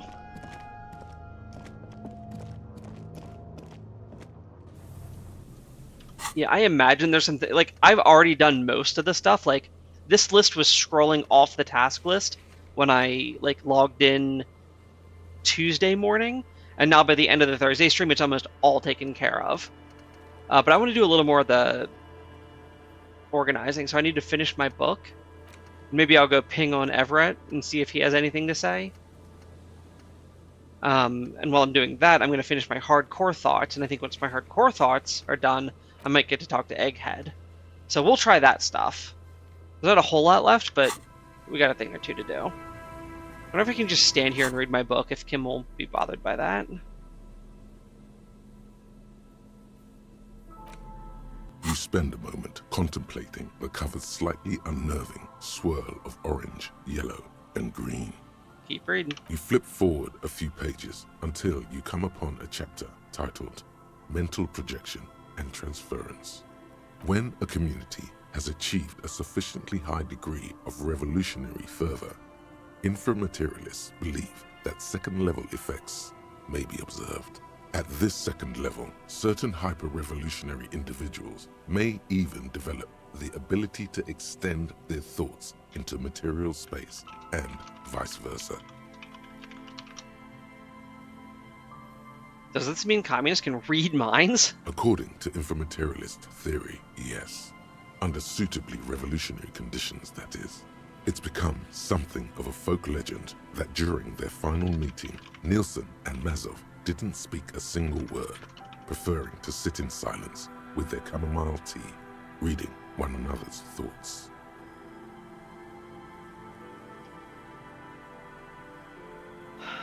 Given that we just went in all on the teleport, I'm going to say that is strangely beautiful. One of the minor tragedies of the late revolutionary period is that few reliable accounts survive. Much of what we know of the communard's activities during this period come from memoirs and second-hand accounts, some only written down decades after the fact, and of dubious authenticity. So why do these effects only work for hyper-revolutionary communists? Because plasm has never been directly observed, the exact mechanism behind these effects remains entirely speculative. In other words, there's no evidence that any of this mind-reading stuff is real. Of course not. If there's no evidence plasma exists, how can the theory be true? Most inframaterialists would argue that the inability of skeptics to detect plasm is simply evidence of their own insufficient revolutionary enthusiasm. There you have it. A perfectly unfalsifiable loop. The theory is impossible to disprove on its own grounds. Nice. That's how you start a theory. Meaning, it's hardly a theory at all. Yeah, you know what, Logic? You may be right, but you're wrong, because that's not how people think most of the time. This should be more than enough for a stimulating discussion. That said, if you're still yearning for more, we got hours to kill. Let's finish it. You breeze through the next several sections until you arrive at the final chapter, titled A Communism Above Reality. When a society's revolutionary fervor reaches the third and highest level, inframaterialist theoreticians have postulated that the laws of physics cease to be laws. Cease to be laws, what do they become? More like suggestions, according to some of the SRV's leading inframaterialists. Oh, hey, Drag, I forget if I asked, did you vote on the next game poll yet? I asked because we're currently in a two-way tie. Out of a grand total of like 6 votes. Of course, it's impossible to say what exactly happens under these conditions. No known society has ever achieved the levels of revolutionary enthusiasm the theory seems to require. Some inframaterialists have even argued that it might require more plasm than humanity alone may be capable of producing. There's non-human sources of plasm? In the SRV, there have been attempts to organize certain species of aquatic mammals, as well as a few of the higher corvids. But, as of this writing, only human beings have demonstrated the intellectual capacity for revolutionary communism. Has anyone ever gotten close to reaching the 3rd level? There are numerous stories from Samara involving bandits or fascist mercenaries being levitated by farmers from the most ideologically advanced communes. Of course, few of these incidents have ever been rigorously investigated or substantiated. The form of these stories also recalls several well-known Samaran folk tales, in particular, the one commonly known as Clever Oleg and the Flying Magistrate. Flying out of a window, maybe? Among known attempts to channel 3rd level capabilities, the most well-documented is the curious case of Coalition warship Debutante. Gotta know what that's about. It concerns an interesting series of events that took place during the invasion of Revachol. As Coalition forces made landfall, a cadre of Nielsen's most fervent acolytes attempted to compress a Coalition-era static with their collective will. Did it work? According to Communard law, these acolytes positioned themselves at the top of a redoubt just over the bay of Revachol. From that vantage, they proceeded to visualize pinching Coalition warship Debutante between their fingers, a gesture believed to assist in the extra-physical materialization of their thoughts. Oh, that's okay. I can always change my vote, like at the end, to wait one, but I kind of don't want to do that. But we'll see. We'll see how it turns out. We got some time in Disco yet, so okay. Why didn't they get some high-powered merc gear? As I tap my armor. The Communards were notoriously under-equipped against the much better-funded Coalition. In any event, it's doubtful even ceramic armor would have altered the outcome. The acolytes, along with the redoubt, were vaporized in an artillery strike before the process could be completed. It's been said, though, that in the weeks following the battle, the captain of the Debutante noted an increase in incidents of crewmen striking their heads on unexpectedly low bulkheads. Of course, colorful anecdotes only scratch the surface of what inframaterialists believe may be possible in a truly third-level society. What'd that even look like? Some have theorized that such a society would be fundamentally unrecognizable, lacking many of the institutions we typically take for granted in advanced societies, including organized governments, financial institutions, and law enforcement. Did that book just say there's no place for you in this future? Look, we'll be fine. Others have argued that people living under third-level conditions will be immune to such infirmities as hunger, disease, and mental illness. In some of his later writings, Nielsen himself speculated about the potential for an extra-physical architecture that disregards the laws of bourgeois physics and instead relies on the revolutionary faith of the people for structural integrity. Meaning the buildings stay up because people believe they'll stay up? Precisely. Nielsen observed that the financial system operates on the same principle of faith. So why not an architectural system? Inframaterialism is just Mage the Awakening. That's all it is. On the following page, you come across a few black and white reproductions from Nielsen's own notebooks. One sketch depicts a government ministry shaped like a great inverted pyramid, a hectare in width at the top, balanced atop foundations the size of common apartments. Another depicts a leaning tower wrapped in a dramatic helix. The caption beneath it reads, "The Tower of History."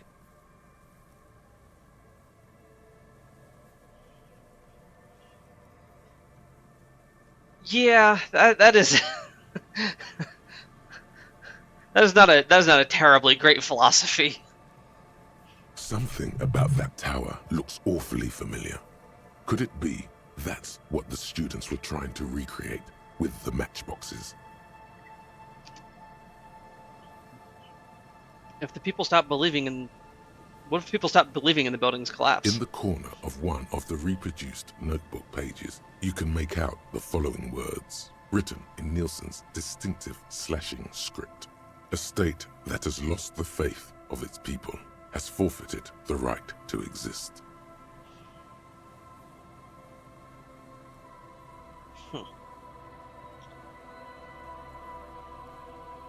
And yet our character's not perfect, so let's dive in. Plausible or not, there's something beautiful. Is there any more? There is no more. You've reached the outer theoretical limits of communism, and in less than 200 pages. If you'd like to read further, may we recommend a brief look at Occidental architecture? Put it away. Alright, give me my hardcore breakthrough here. Hardcore aesthetic. Yes. Oh yes, drugs, We're talking about drugs. We're not talking Let's about face drugs. it, these flirtations with the hardcore aesthetic have all been leading up to one question. Can I do drugs harder now that I'm a hard cop? And the answer is yes. You can. You can do one more blast of Pyrrolidon and yellow shit powder. You can even pull a ciggy and a lager on top of that. There, you've truly made the hardcore your own thing now. Endurance and volition. Okay.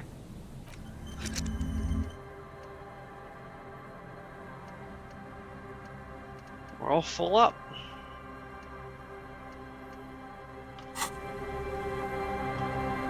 Alright. Let's make our way over to Everart.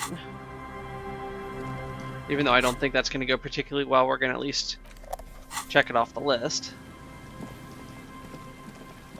Let's get to a place where we can do quick travel. Oh, you know, we finished the hardcore aesthetic. Let's... Sometimes I can't teleport, and I don't know why.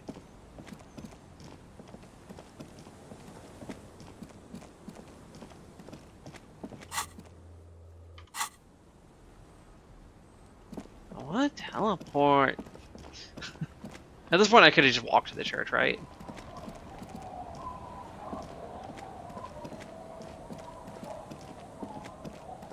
I should probably take off my ceramic armor. Not really useful for talking.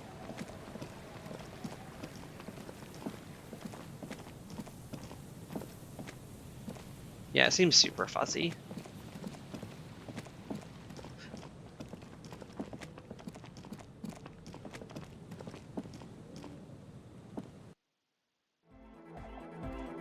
Alright, Egg. Now that I've done thoughts, will you talk to me? We're close. True, hard, full car. It's hard car. Skibadis. Nope. Okay. I was hoping that would work, but I guess not. Alright, but it is noon, which is the official stream end time. Let me travel over here. And we'll pick up going eastward, talking to the scabs, going up ultimately to talk to Everart, and then we'll see if there's anything left before we go try to chase down Ruby through the bottom of the building. Get up a hard save here.